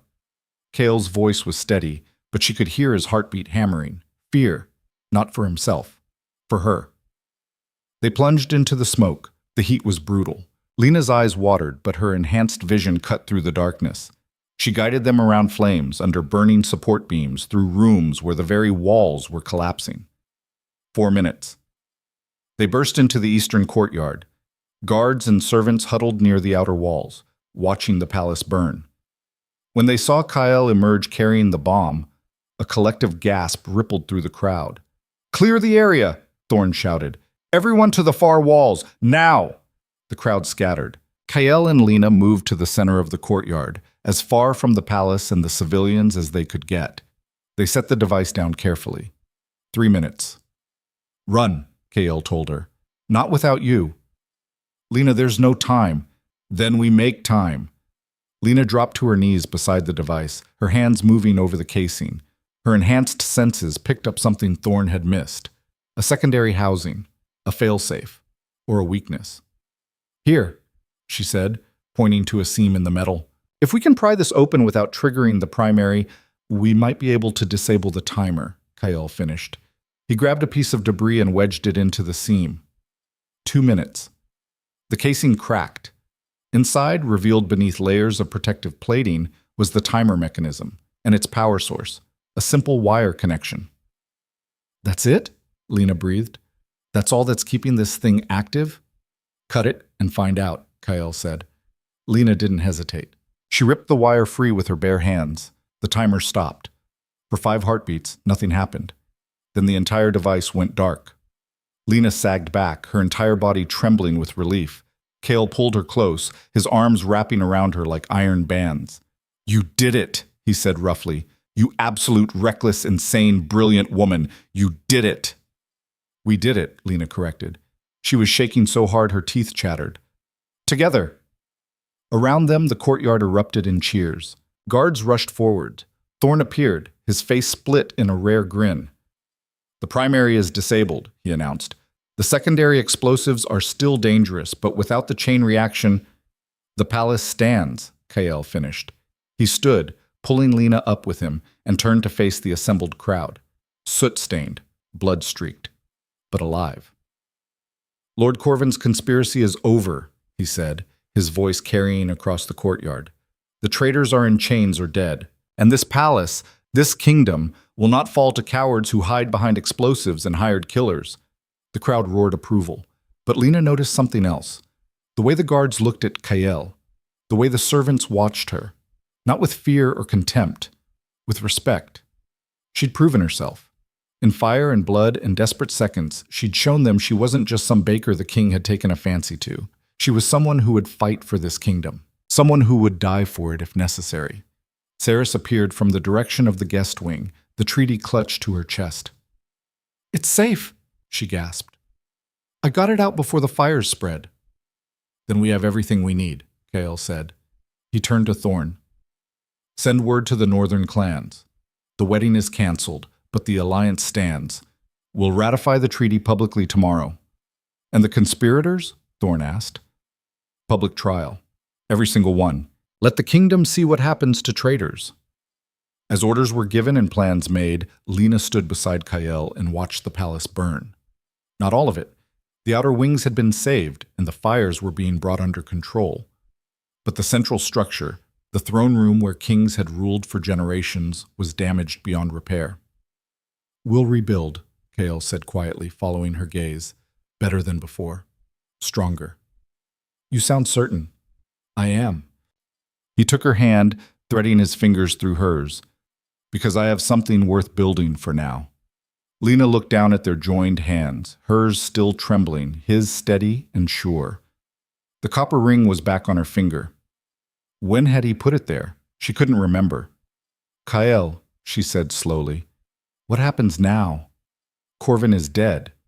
The conspiracy is broken. But you're still the Alpha King, and I'm still the woman I'm going to marry," Kael interrupted, "in front of everyone, with or without their approval. They'll never accept me." "They will." Kael's voice hardened. "Because you just saved this kingdom. You defused a bomb that would have killed hundreds. You tracked explosives no one else could find. You proved your worth in ways that have nothing to do with titles or bloodlines. My wolf blood makes you stronger, not less worthy." Kael cupped her face, forcing her to meet his eyes. "You were born with that blood, Lena. It was always part of you. It just needed the right moment to wake up. And that moment was you walking into danger. Apparently my near-death experiences are good for something." His smile was slight but real. Lena wanted to laugh or cry, or possibly both. Instead, she kissed him, fierce and desperate and full of everything she'd kept locked inside for 15 years. When they finally broke apart, Thorn was politely looking elsewhere, and Saris was smirking. "Well," Saris said, "I suppose that settles the question of whether you're committed to this relationship." "There was never any question," Kael said. A guard approached, his expression urgent. "Your Majesty, we've secured the dungeons. Lord Corvin's body has been recovered. But what?" Kael's tone sharpened. "He left something, a message carved into the cell wall." They followed the guard back down to the dungeons. The collapsed section had been partially cleared, revealing Corvin's cell and the body within, crushed by fallen stone. But on the wall, scratched in blood and stone dust, were 5 words. "The architect still remains." Lena felt ice spread through her veins. He was telling the truth. Someone else is behind this. "Not for long," Kael said grimly. "Thorn, I want every conspirator interrogated, thoroughly. Someone knows who's really pulling the strings. And if they don't talk, make them." Kael's voice dropped to something cold and terrible. "I'm done playing by rules that only protect my enemies." As they left the dungeons, Lena glanced back at Corvin's final message. The dead lord had been a monster, but he'd been a useful monster. Someone had wielded him like a weapon, aimed him at the throne, and then discarded him when he failed. That someone was still out there, still watching, still planning. But as Lena emerged back into the courtyard, surrounded by guards who now looked at her with respect instead of suspicion, she felt something shift inside her. The fear didn't disappear. The danger remained real. But she wasn't alone anymore. She had Kael, she had allies, and she had power she was only beginning to understand. The wolf blood pulsing through her veins wasn't a curse. It was a weapon, and she was learning how to use it. That night, as the palace settled into uneasy quiet and work crews began assessing the damage, Kale called an emergency session in what remained of the council chambers. Half the original council was under arrest. The remainder sat in tense silence, their faces pale with shock and fear. Kale stood at the head of the table, Lena at his right hand. The placement was deliberate, a statement. "Let's be clear about something," Kale said without preamble. "This kingdom nearly fell today, not because of external enemies, not because of war or famine or plague. It nearly fell because the people charged with protecting it decided their ambitions mattered more than their duty." The remaining council members shifted uncomfortably. "Lord Harlow is in chains," Kale continued. "Lord Corvin is dead. A dozen other nobles are awaiting trial. And I want to know, right now, if anyone else in this room was complicit." Silence. Then Duke Marlowe, one of the oldest surviving council members, spoke up. "Your Majesty, I think I speak for all of us when I say we are horrified by what occurred, but we are also confused. Lord Corvin claimed to act in the kingdom's best interests. He said the Northern Alliance was a trap." "The Northern Alliance is secure," Kale interrupted. "Lady Cerys has negotiated a treaty that doesn't require my marriage. It will be ratified tomorrow." Shocked murmurs rippled through the room. "Then the wedding," Marlowe began, "is cancelled." Kale's voice cut through the noise like a blade. "I will not marry for politics. I will marry for love. And I will marry the woman standing beside me." Every eye turned to Lena. She felt their judgment, their disbelief, their outrage. She was nobody, a commoner, a baker, but she was also the woman who had just saved their kingdom. "This is unprecedented," Marlowe said carefully. "Your Majesty, we understand your gratitude to Miss Ashford for her heroism today. But marriage, to a commoner, the precedent alone, is exactly what this kingdom needs," Cerys interrupted. She stepped forward, the treaty in her hands. "You want precedent? Look at history. Every dynasty that isolated itself from the common people eventually fell. Every king who forgot where real strength comes from, the loyalty of ordinary citizens, died alone and unmourned. Lady Cerys, with respect, this is not your concern." "It absolutely is my concern." Cerys slammed the treaty onto the table. "My father and I spent months negotiating this. We secured peace without requiring political marriage. Do you know why? Because we recognize that the old ways are dying, that loyalty cannot be purchased with arranged unions and treaty signatures. It has to be earned." "And you believe a commoner bride earns loyalty?" Marlowe's tone dripped skepticism. "I believe a woman who risks her life to save people she doesn't know earns loyalty," Cerys shot back. "I believe someone who activates dormant wolf blood through sheer will and determination earns respect. And I believe a king who honors his promises, even ones made in childhood, earns trust." The council members exchanged uncertain glances. "The northern clans will accept this," Cerys continued. "I've already sent word. They care more about trade and stability than bloodlines. The common people will celebrate it, a king who marries one of their own. The only people who object are those who benefit from the old power structures." She let that hang in the air. Marlowe cleared his throat. "If the treaty is ratified, if the Northern Alliance holds, if the people truly support this union, they will," Kale said flatly. "Because I'm going to make it clear that Lena Ashford is not just my wife. She's my partner, my equal. And anyone who disrespects her disrespects me." "But that is a very dangerous precedent, Your Majesty." "Good." Kale's smile was cold. "I want it to be dangerous. I want every noble who thinks they can plot against me to understand that the old rules no longer apply, that loyalty matters more than lineage, that action matters more than title." He turned to Lena, his expression softening. "And that love matters more than power." Lena's throat tightened. This was insane. The entire kingdom was watching. The council was divided. And Kale was staking everything on a promise made 15 years ago in an orphanage.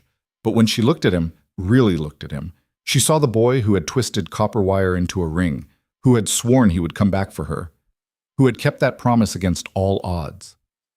"I accept," she said quietly. Kale's eyes widened. "Lena, I know what you're asking. I know the cost." Lena turned to face the council, her voice steady despite her racing heart. "I'm not naive. I know most of you think I don't belong here, that I'm not qualified to stand beside your king. And you're right. I don't have your education, your training, your bloodlines. She paused, meeting each council member's eyes in turn. But I have something you don't. I know what it's like to starve, to freeze, to survive when the world has decided you're worthless. And I know what it's like to love someone enough to wait 15 years for them to come home. Lena reached for Kael's hand. This kingdom needs a queen who understands the people suffering in its shadows, who fights for them, who sees them as more than numbers in tax ledgers. I can be that queen. If you'll let me. The silence that followed was absolute. Then Duke Marlowe stood. Slowly, deliberately, he bowed. Then let it be so, he said. Welcome, Your Majesty. One by one, the other council members rose and bowed. It wasn't unanimous support. It wasn't unconditional acceptance. But it was a beginning. Kael pulled Lena close, his forehead resting against hers. You just declared yourself queen in front of the entire council. I know. They're going to make your life hell. I know. And you're still willing, Kael. Lena silenced him with a kiss. I've been willing since the moment you gave me that copper ring. Everything else is just details. His laugh was rough and genuine. Just details, right? Besides, Lena added with a slight smile, I just defused a bomb and survived a building collapse. I think I can handle a few grumpy nobles. Fair point. As they left the council chambers, Lena felt the weight of what she'd just committed to settling on her shoulders. She was going to be queen. She was going to rule beside Kael, help him rebuild the kingdom, face enemies she couldn't yet see. But she'd also found something she thought she'd lost forever. Home. Not a building, not a place. A person. And she would burn the world to protect him. The interrogations began at dawn. Lena stood in the observation chamber, watching through a one-way glass as Commander Thorne questioned the captured conspirators one by one. She'd insisted on being present, and Kael hadn't argued. If she was going to be queen, she needed to understand the full scope of what they were fighting. The first 3 prisoners gave nothing useful. Minor nobles who'd been promised land and titles in exchange for their support. They knew names, dates, meeting locations, but none of them knew the architect. The 4th prisoner was different. Captain Dren had been one of the palace's senior guard officers for 12 years. Trusted, decorated, and according to the evidence Thorne had uncovered, he'd been feeding information to the conspirators for at least 6 months. Dren sat in the interrogation chair with his hands bound, his face carefully blank. But Lena's enhanced senses picked up the tells. The elevated heart rate, the slight tremor in his fingers, the sweat beating at his temples. He was terrified. Let's make this simple, Thorne said, his voice deceptively calm. You were seen entering Lord Corvin's estate 17 times in the last 3 months. You passed messages, coordinated guard rotations, made sure certain areas of the palace were understaffed on specific nights. I was following orders, Dren said. Whose orders? Corvin's? Try again. Thorne leaned forward. Corvin was a puppet. We both know it. Someone else was giving him instructions. Someone with enough power to orchestrate all of this. Who was it? Dren's jaw tightened. I don't know what you're talking about. Then let me refresh your memory. Thorne pulled out a ledger, one of the documents recovered from Corvin's estate. This shows payments made to you. 50 gold crowns, 100, 200, more money than a guard captain earns in 5 years. Where did it come from? Private security contracts, perfectly legal. Contracts with whom? Silence. Thorne's expression hardened.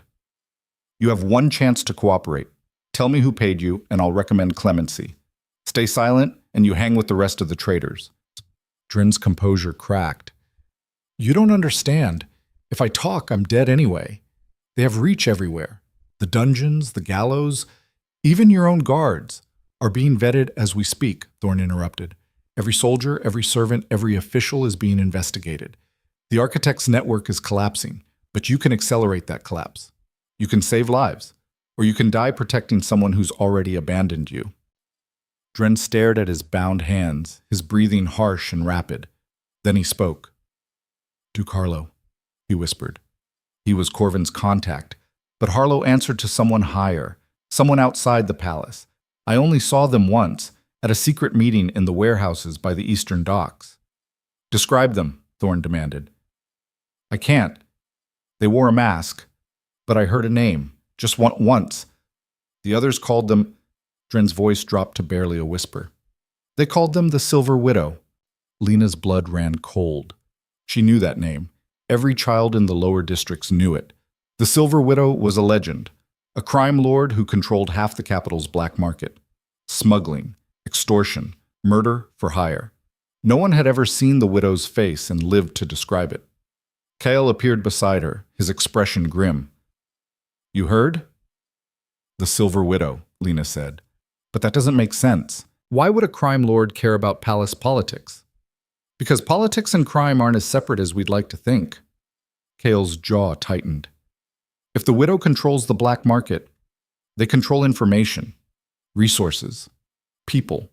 Installing a puppet king would give them direct access to the kingdom's treasury, legal protection, power. So this was never about ideology. It was about profit. It always is. Kyle turned to Thorne, who had just entered the observation room. Can we verify Dren's information? Already on it, Thorne said. I've sent scouts to the eastern docks. If there's a meeting site, we'll find it. And Duke Harlow? Still refusing to talk, but now that we have Dren's testimony, bring them face to face, Kale ordered. Let Harlow know his co-conspirators are cooperating. See if that loosens his tongue. As Thorne left to arrange the confrontation, Lena touched Kael's arm. What if Dren is lying? What if this is another misdirection? Then we waste time chasing ghosts. Kael's expression was unreadable. But my instincts say he's telling the truth. He's too scared to lie convincingly. Your instincts. You don't trust them? I trust you, Lena said quietly. But I've learned that when things seem too convenient, there's usually a trap waiting. Kale studied her face, then nodded slowly. You're right. We proceed carefully. No rushing in, no assumptions. Since when do you proceed carefully? A ghost of a smile touched his lips.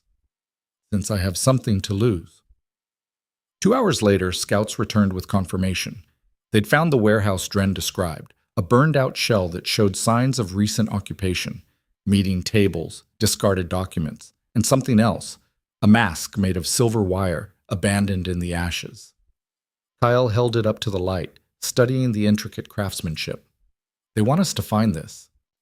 A message? Lena asked. Or bait?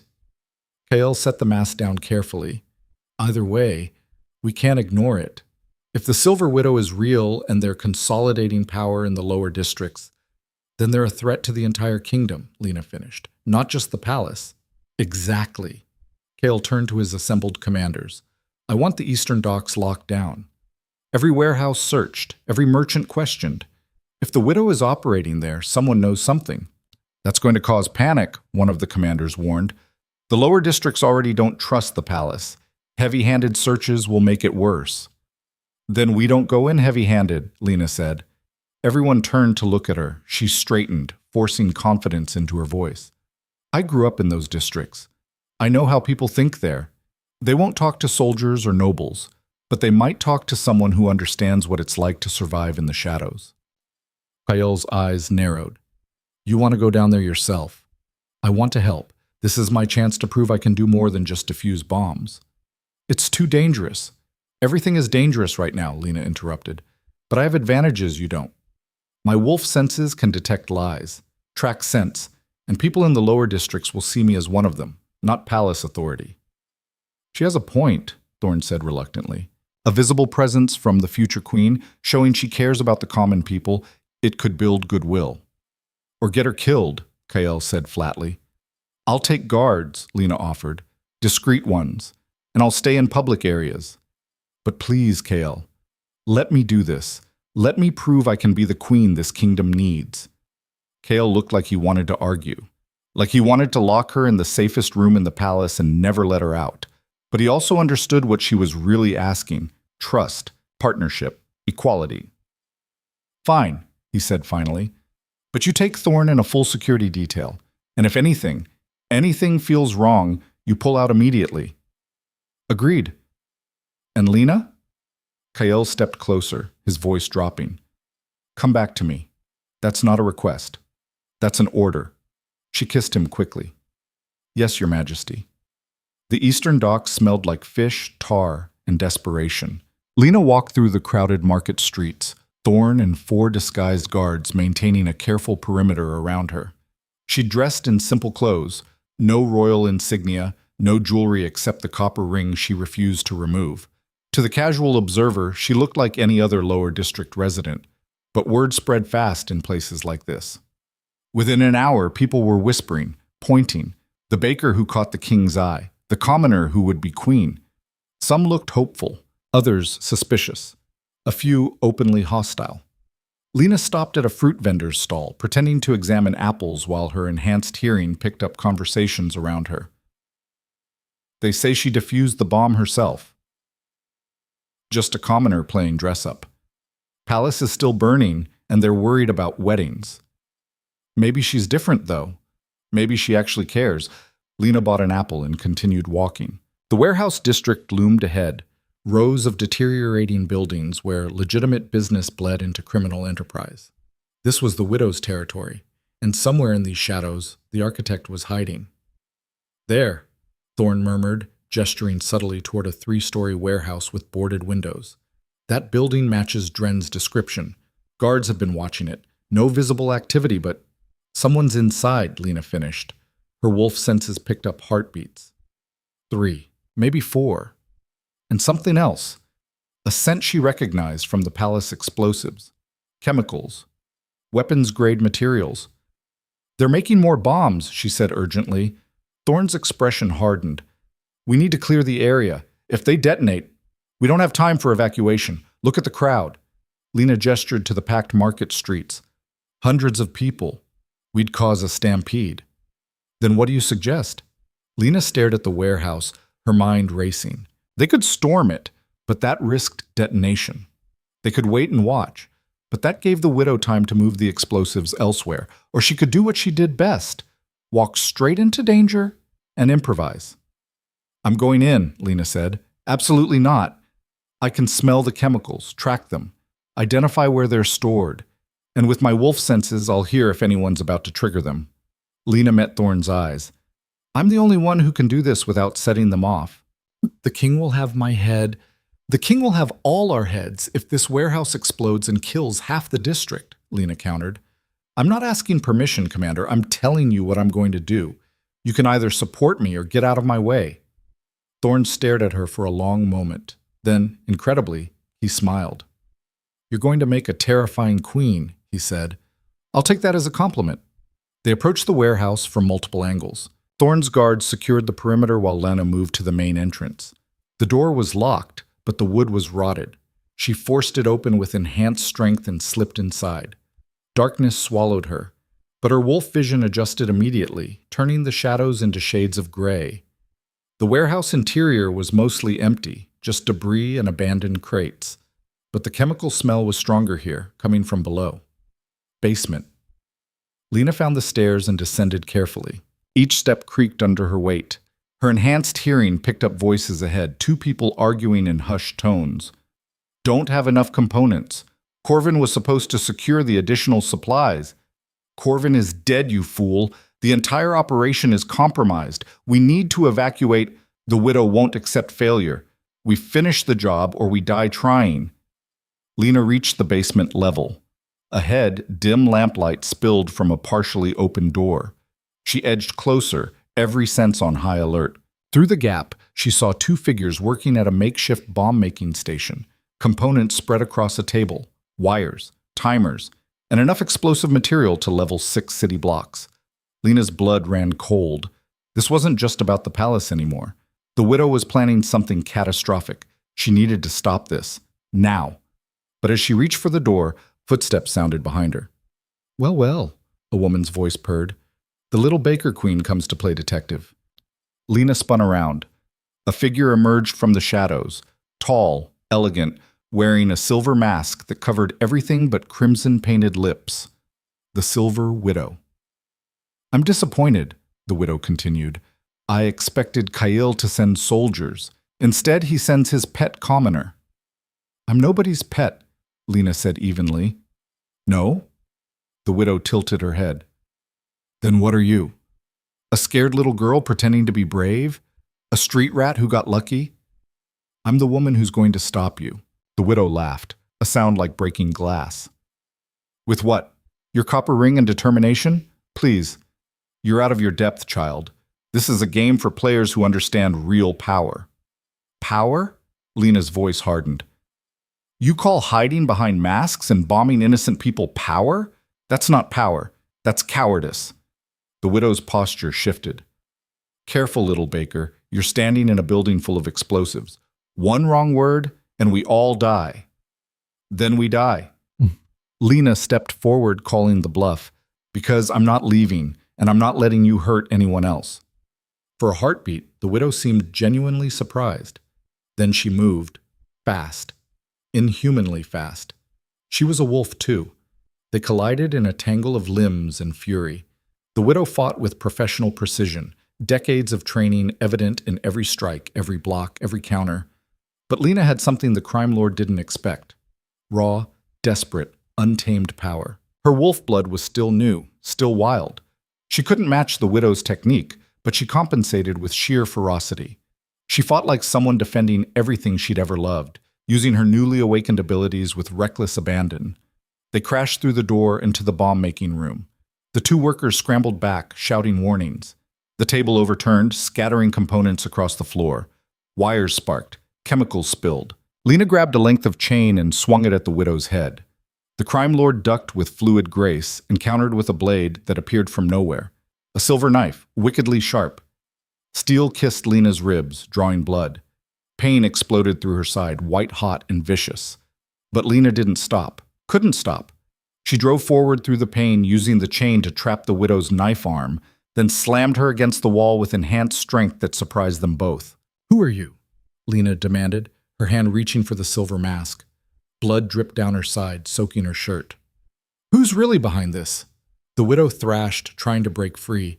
Her free hand clawed at Lena's face. You don't want to know. You think you're ready for the truth? You're not.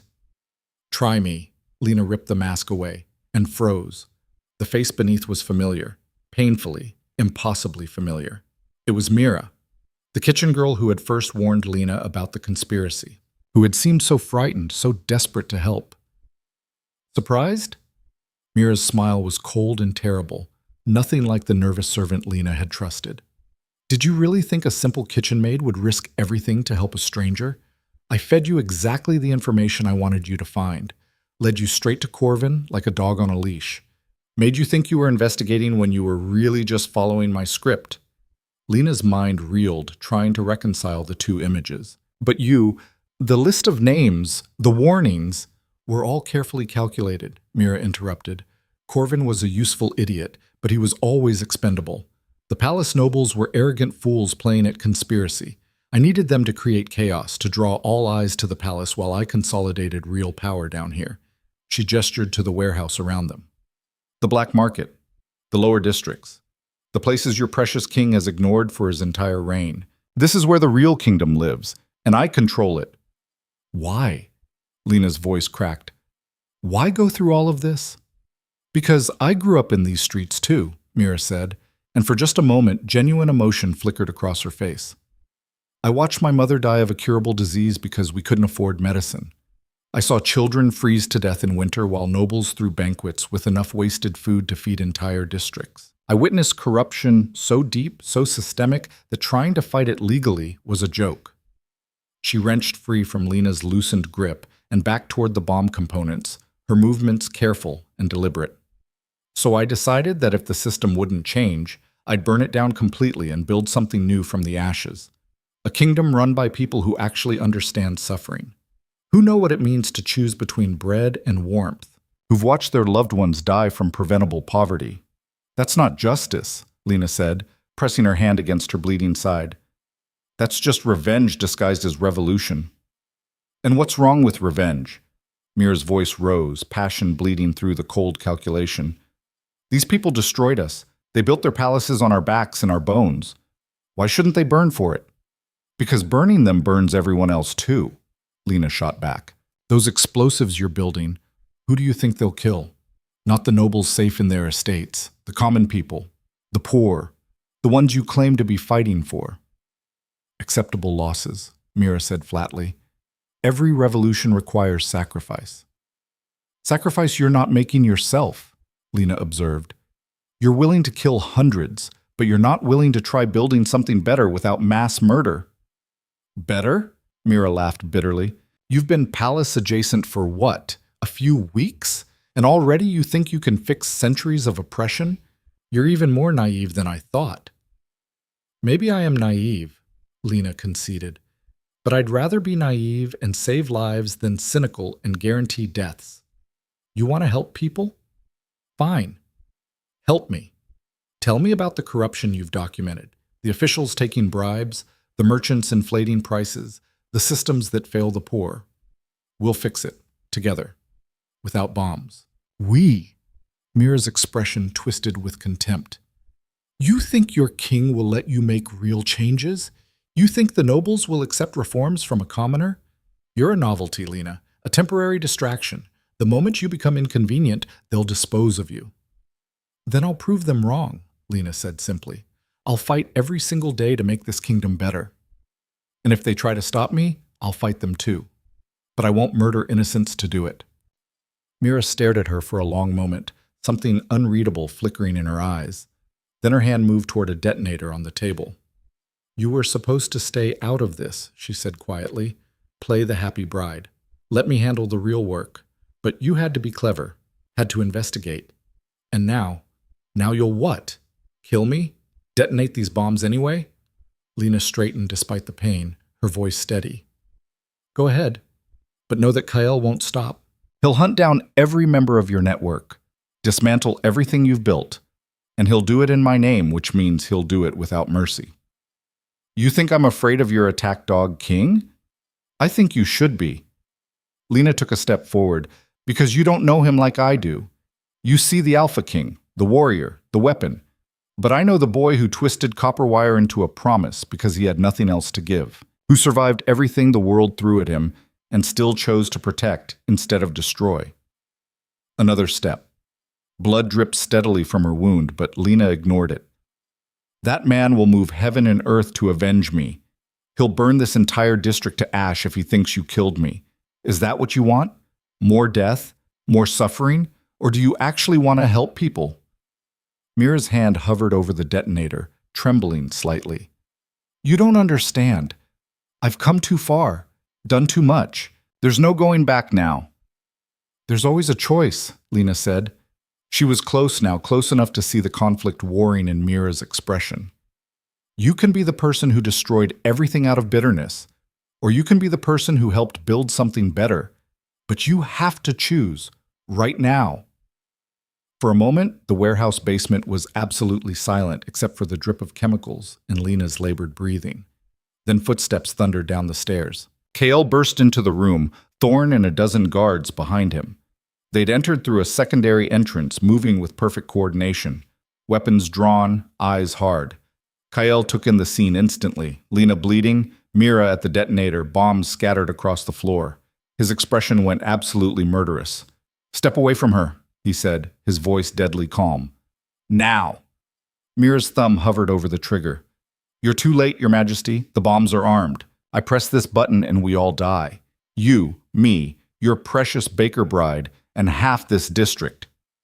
And you think that threat will work? Kyle's smile was terrible. I've died 100 times in battle. Death doesn't scare me, but you... He pointed at Mira with his sword. You're scared. I can see it. You didn't build all of this just to blow it up along with yourself. You don't know anything about me. I know you're not a fanatic, Kyle said. Fanatics don't negotiate, don't build criminal empires, don't spend years documenting corruption with the kind of detail I've seen in your records. You're not trying to destroy the kingdom, you're trying to save it. You're just going about it the wrong way. Mira's jaw tightened. The right way doesn't work. I tried. For years I tried. Petitions, appeals, legal channels. And do you know what happened? Nothing. The corruption continued. People kept dying. And the nobles kept getting richer. I know, Kale said simply. The admission seemed to surprise everyone, including Mira. I know the system is broken. I know I inherited a kingdom built on suffering and injustice. And I know that killing me won't fix it. It'll just create a power vacuum that even worse people will fill. He lowered his sword slightly, a gesture of peace that made his guards tense. But what if there was another way? What if you worked with us instead of against us? You have information we need. Documentation of corruption that would take my investigators years to compile. Names, evidence, proof. And you'd what? Actually use it? Mira's laugh was bitter. Prosecute your own nobles? Dismantle the power structures that keep you in control? Yes, Kael said flatly. Because I don't want to be king of a rotting kingdom. I want to build something that lasts, something worth defending. And I can't do that without people who understand what needs to change. He gestured to Lena.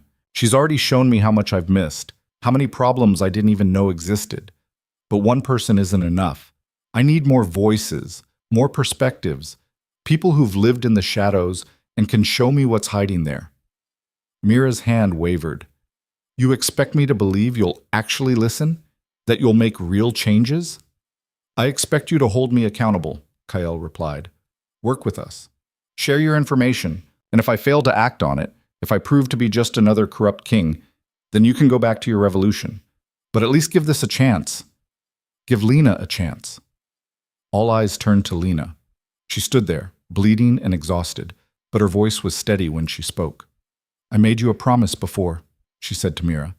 I promised that if you helped us, we'd fix things. I'm keeping that promise, but I need you to trust me. Just like I once had to trust a boy in an orphanage who promised he'd come back for me. That trust saved both our lives. Maybe it can save this kingdom too. The silence stretched. Lena could hear her own heartbeat, fast and irregular. Could smell the chemicals, the blood, the fear permeating the room. Her wolf senses screamed danger, but she held Mira's gaze. Waiting. Slowly, Mira's hand moved away from the detonator. Fine, she whispered. I'll cooperate. I'll give you everything I have, names, locations, documentation, but in exchange, you stand trial, Kael said before she could finish. Face justice for the crimes you've committed, the murders, the extortion, all of it. And if you survive the trial, then you work with us to build something better. That's not much of a deal. It's the only one you're getting, Kael said, because despite everything, I respect what you were trying to do, but I won't let you murder innocent people to achieve it. Mira looked at Lena one last time, something complicated in her expression. Don't let them change you. Don't become like the monsters we're fighting. I won't, Lena promised, because I remember where I came from, and I'll never forget. Guards moved forward to restrain Mira. As they secured her hands and led her away, she looked back over her shoulder. The records are hidden in the third warehouse from the pier, behind a false wall in the eastern corner. Everything you need to prosecute half the nobility in this kingdom is there. Then she was gone, escorted up the stairs and into custody. Kael crossed to Lena immediately, his hands gentle as they examined her wound. You're bleeding. I noticed. This is deep. You need a healer. I need to make sure those bombs are secured first. Lena gestured to the scattered components. We can't leave them here. Thorne's people are handling it, Kael said firmly. He swept her up in his arms, ignoring her protests. You've done enough heroics for one day. Kael, I can walk. Let me have this, he said quietly. Let me take care of you, just this once. Lena saw the fear in his eyes, the way his hands trembled slightly as he held her. He'd been terrified, and she realized that for all his strength and power, the thought of losing her had shaken him to his core. Okay, she said softly. Okay. He carried her out of the warehouse into afternoon sunlight. The crowd that had gathered outside erupted in cheers when they saw them, the king carrying his wounded bride, the commoner who had once again put herself in danger to save them. News spread through the lower districts like wildfire. By nightfall, the entire capital knew. The Silver Widow caught. The conspiracy truly, finally broken. And the future queen standing bloodied but unbowed in defense of the kingdom. The palace healers worked on Lena's wound for over an hour, stitching and bandaging while Kael paced like a caged wolf outside the chamber. When they finally let him in, he found Lena sitting up in bed, pale but alive. They say I'll have a scar, she said. Good. Kael sat beside her, taking her hand. Scars mean you survived. I have a lot of those now. So do I. He raised their joined hands, showing the network of scars covering his knuckles and forearms. We match. Lena laughed, then winced as the movement pulled at her stitches. How are the bomb disposal efforts going? Finished. Thorne's team secured everything. No casualties, no detonations, and we found Mira's records. She wasn't exaggerating. There's enough evidence there to prosecute dozens of corrupt officials. Will you actually do it? Yes. Kael's voice was certain. I'm going to clean house. Starting tomorrow, we begin investigations. Anyone found guilty of corruption, bribery, or abuse of power will face trial, noble or not. The council will fight you. Let them. Half of them are under investigation anyway. Kael's smile was sharp. The rest will learn quickly that the old way of doing things is over. And Mira? Public trial in 2 weeks. I've assigned advocates to her case. She'll have a fair hearing, but if she's found guilty of murder, she hangs. That's non-negotiable. Lena nodded. It was harsh, but just. Mira had killed people, had planned to kill many more. Whatever her motivations, that couldn't go unpunished. What happens after, she asked. After the trials, the reforms, all of it? We rebuild, Kael said simply. Not just the palace, the entire kingdom. New systems, new laws. A government that actually serves the people instead of exploiting them. That's going to take years. Decades, probably. Kael brought her hand to his lips. Good thing we're in this for the long term. 3 days later, the treaty with the northern clans was ratified in a massive public ceremony. Thousands gathered in the palace square, commoners and nobles alike, packed shoulder to witness history. Lady Saris stood beside Kael as the documents were signed, then stepped back with a gracious bow. She wore traveling clothes. She'd be returning north immediately after the ceremony. The alliance is secured, she announced to the crowd, her voice carrying clearly. Peace is achieved through mutual respect and fair negotiation, not through forced marriage or political hostage-taking. And I have the personal honor of withdrawing from my engagement to King Kael, freeing him to marry the woman who has captured not just his heart, but the loyalty and admiration of this entire kingdom. The crowd erupted in cheers. Saris turned to Lena with a genuine smile. Don't mess this up, she said quietly, taking Lena's hands. You're the first interesting thing to happen to this kingdom in decades, maybe centuries. No pressure, Lena replied, managing a smile despite her nervousness.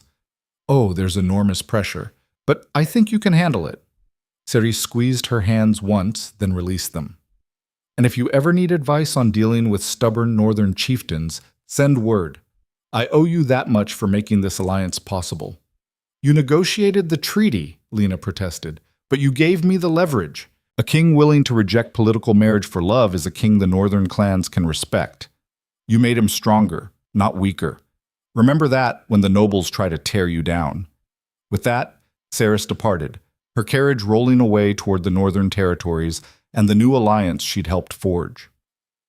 That night, as celebrations continued in the streets, Kael led Lena to the ruins of the throne room. Construction teams had cleared the debris, leaving only the foundation, ancient stone that had survived everything the conspirators had thrown at it.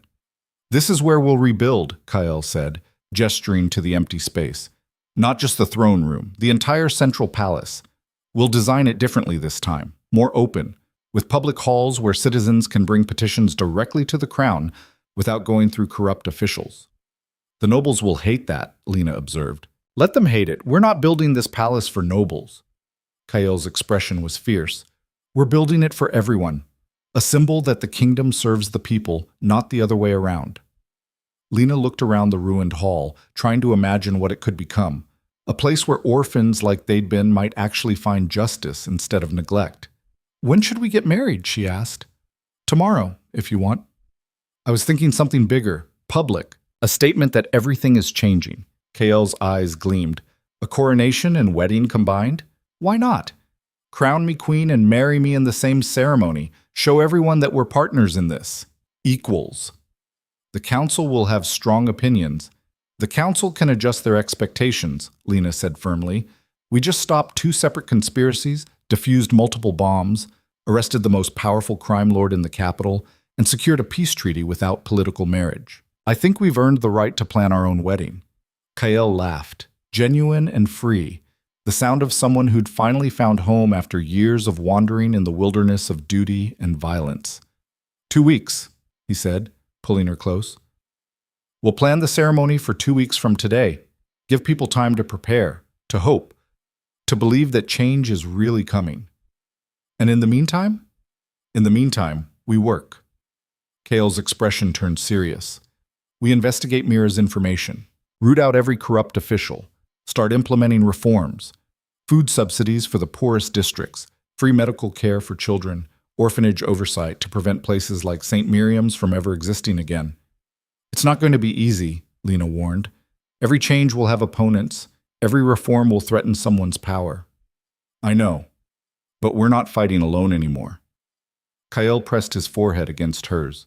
We have each other, and we have something the old regime never had. What's that? The support of the people who actually matter. The next 2 weeks passed in a whirlwind of activity. Mira's records proved even more valuable than expected. Detailed documentation of corruption spanning decades, officials who'd embezzled funds meant for infrastructure, merchants who'd formed illegal monopolies to inflate prices, nobles who'd imprisoned debtors and worked them to death. Kael moved through it all like judgment incarnate, ordering arrests, demanding trials, refusing to compromise. Some nobles fled the capital rather than face investigation. Others cooperated, hoping for leniency. The council fractured along fault lines of loyalty and self-interest. And through it all, Lena stood beside Kael, using her knowledge of the lower districts to identify which reforms would actually help people versus which ones just sounded good on paper. Bread subsidies, medical care, orphanage reforms. The changes started small, but they were real, and the people noticed. On the morning of the wedding, the entire capital turned out. The ceremony was held in the palace square, not in some exclusive throne room, but outside where everyone could witness it. Thousands packed the space, noble and commoner side by side. Lena stood in a preparation chamber staring at her reflection in a full-length mirror. She wore a simple white dress, elegant but not ostentatious, with clean lines and minimal ornamentation. No elaborate gown that cost more than most families earned in a year. Just honest beauty. And on her finger, the copper ring gleamed. A knock sounded at the door. Saris entered, having returned for the ceremony. She carried a small box. A wedding gift, she said, opening it to reveal a delicate silver necklace. From the northern clans. A symbol of respect and alliance. Lena touched the necklace carefully. It's beautiful. It's political, Saris corrected with a smile. But it's also genuine. You've earned their respect, Lena. Not many southern rulers can say that. As Saris helped fasten the necklace, Lena met her eyes in the mirror. Thank you for everything. For the treaty, for the support, for being honest with me from the start. Thank me by being the queen this kingdom deserves, Saris replied. Change it, fix it, make it better. And if you ever need help, if the weight gets too heavy, send word. The North remembers its friends. Then Saris was gone, and it was time. Lena walked through the palace corridors toward the square, her heart pounding. She could hear the crowd outside, thousands of voices raised in celebration and anticipation. She stepped through the doors into brilliant sunlight. The crowd erupted in cheers so loud they shook the palace walls. Kael stood at the center of the square on a raised platform, surrounded by guards and officials. He wore formal military dress, the crown of the Alpha King gleaming on his head. But in his hands, he held a second crown. The Queen's crown, simpler than his, more elegant, but no less powerful. Lena walked toward him through the parted crowd. People reached out to touch her dress, her hands, as if she were a talisman of hope. She smiled at them.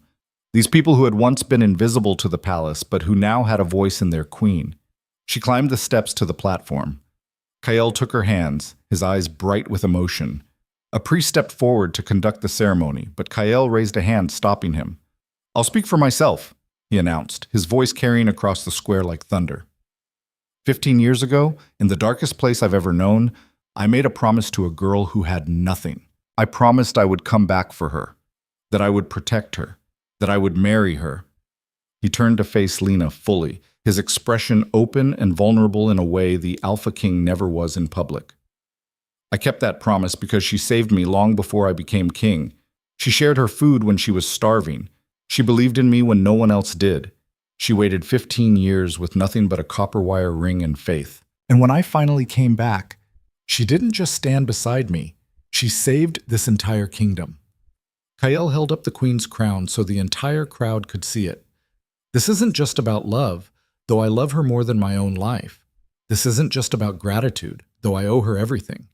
This is about partnership, about building something better together, about proving that true strength comes not from bloodlines or titles, but from character and courage. His voice rose, powerful and clear. Lena Ashford is not just my wife, she is my equal, my partner, your queen, and anyone who disrespects her disrespects me and this kingdom. He placed the crown on her head. The square exploded with noise, cheers, shouts, celebrations erupting like wildfire. Lena felt tears streaming down her face as the weight of the crown settled on her head, tangible and real. The priest stepped forward and spoke the traditional binding words, promises of loyalty, devotion, partnership. Lena barely heard them. All she could see was Kael, the boy who'd twisted copper wire into forever. When it was her turn to speak, she took his hands and met his eyes. I promise, she said, her voice carrying through the sudden quiet, to stand beside you, to fight for this kingdom and everyone in it, to protect the people who have no one else to protect them, to never forget where I came from or who I was before this crown. She touched the copper ring on her finger, then the crown on her head. And I promise to love you until my last breath and beyond, because you kept your promise to me. You came back, and that means everything. And I promise, Kael replied, his voice rough with emotion, to honor you, to listen to you, to build a kingdom worthy of the sacrifices we've both made, to be the partner you deserve, not the tyrant I could become, and to love you beyond death itself. The priest raised his hands. Then by the authority vested in me and the crown, I declare you king and queen, husband and wife, partners before this kingdom and all who dwell within it. May your reign be just. May your love endure. May you build something that lasts. Kael pulled Lena close and kissed her as the crowd roared approval. And in that moment, standing in the palace square with a crown on her head and copper wire on her finger, Lena finally understood. She wasn't a victim anymore. She wasn't defined by the orphanage that tried to break her or the poverty that tried to kill her. She was a queen, a fighter, a survivor, and she was home.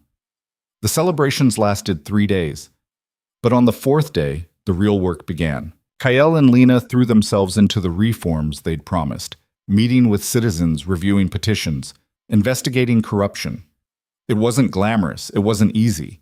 Some nobles resisted violently, 2 attempted coups in the first month alone, both crushed swiftly. Some citizens doubted, convinced that no real change was possible. But slowly, steadily, things began to shift. Orphanages received funding and oversight. Inspectors ensured children were fed, educated, treated with basic human dignity. The worst facilities were shut down entirely. Bread prices stabilized through subsidies and the prosecution of monopolistic merchants. Medical clinics opened in the poorest districts, staffed by healers paid from the royal treasury.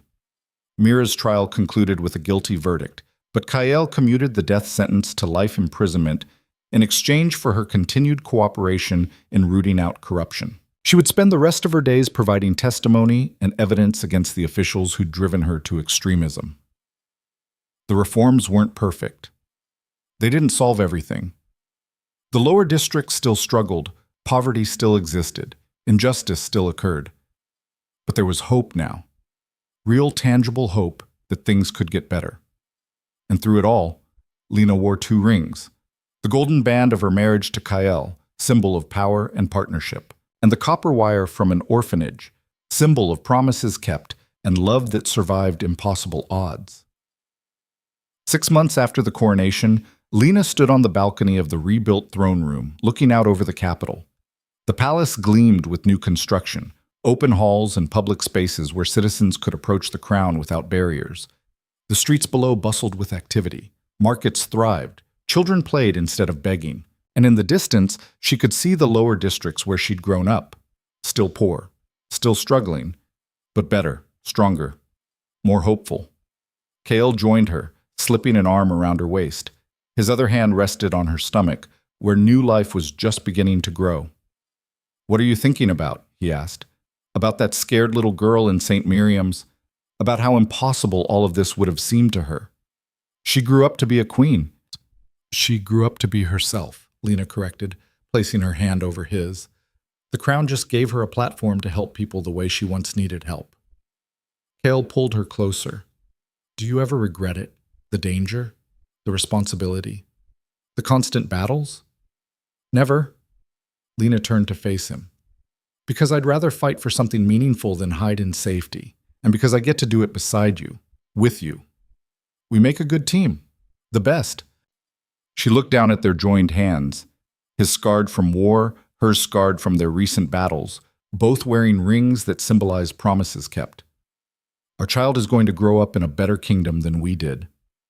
We'll make sure of it." They stood together as the sun set over the capital, two orphans who had survived hell and found each other again, who had turned suffering into strength, who had taken the broken pieces of their past and built a future worth fighting for. The kingdom still had problems. The reforms would take decades to fully implement. Enemies still lurked in the shadows, waiting for opportunities. But they would face it together, king and queen, alpha and wolf, partners in every sense of the word. And in the end, that was all that mattered. Not the crowns they wore or the power they wielded, but the promise they'd kept. The promise of two children in the dark, swearing they'd find each other again. A promise sealed into copper wire and fulfilled in gold. A promise that proved love could survive anything, even kingdoms built on cruelty. A promise that showed two people, no matter how broken or scarred, could find home in each other and build something beautiful from the ashes.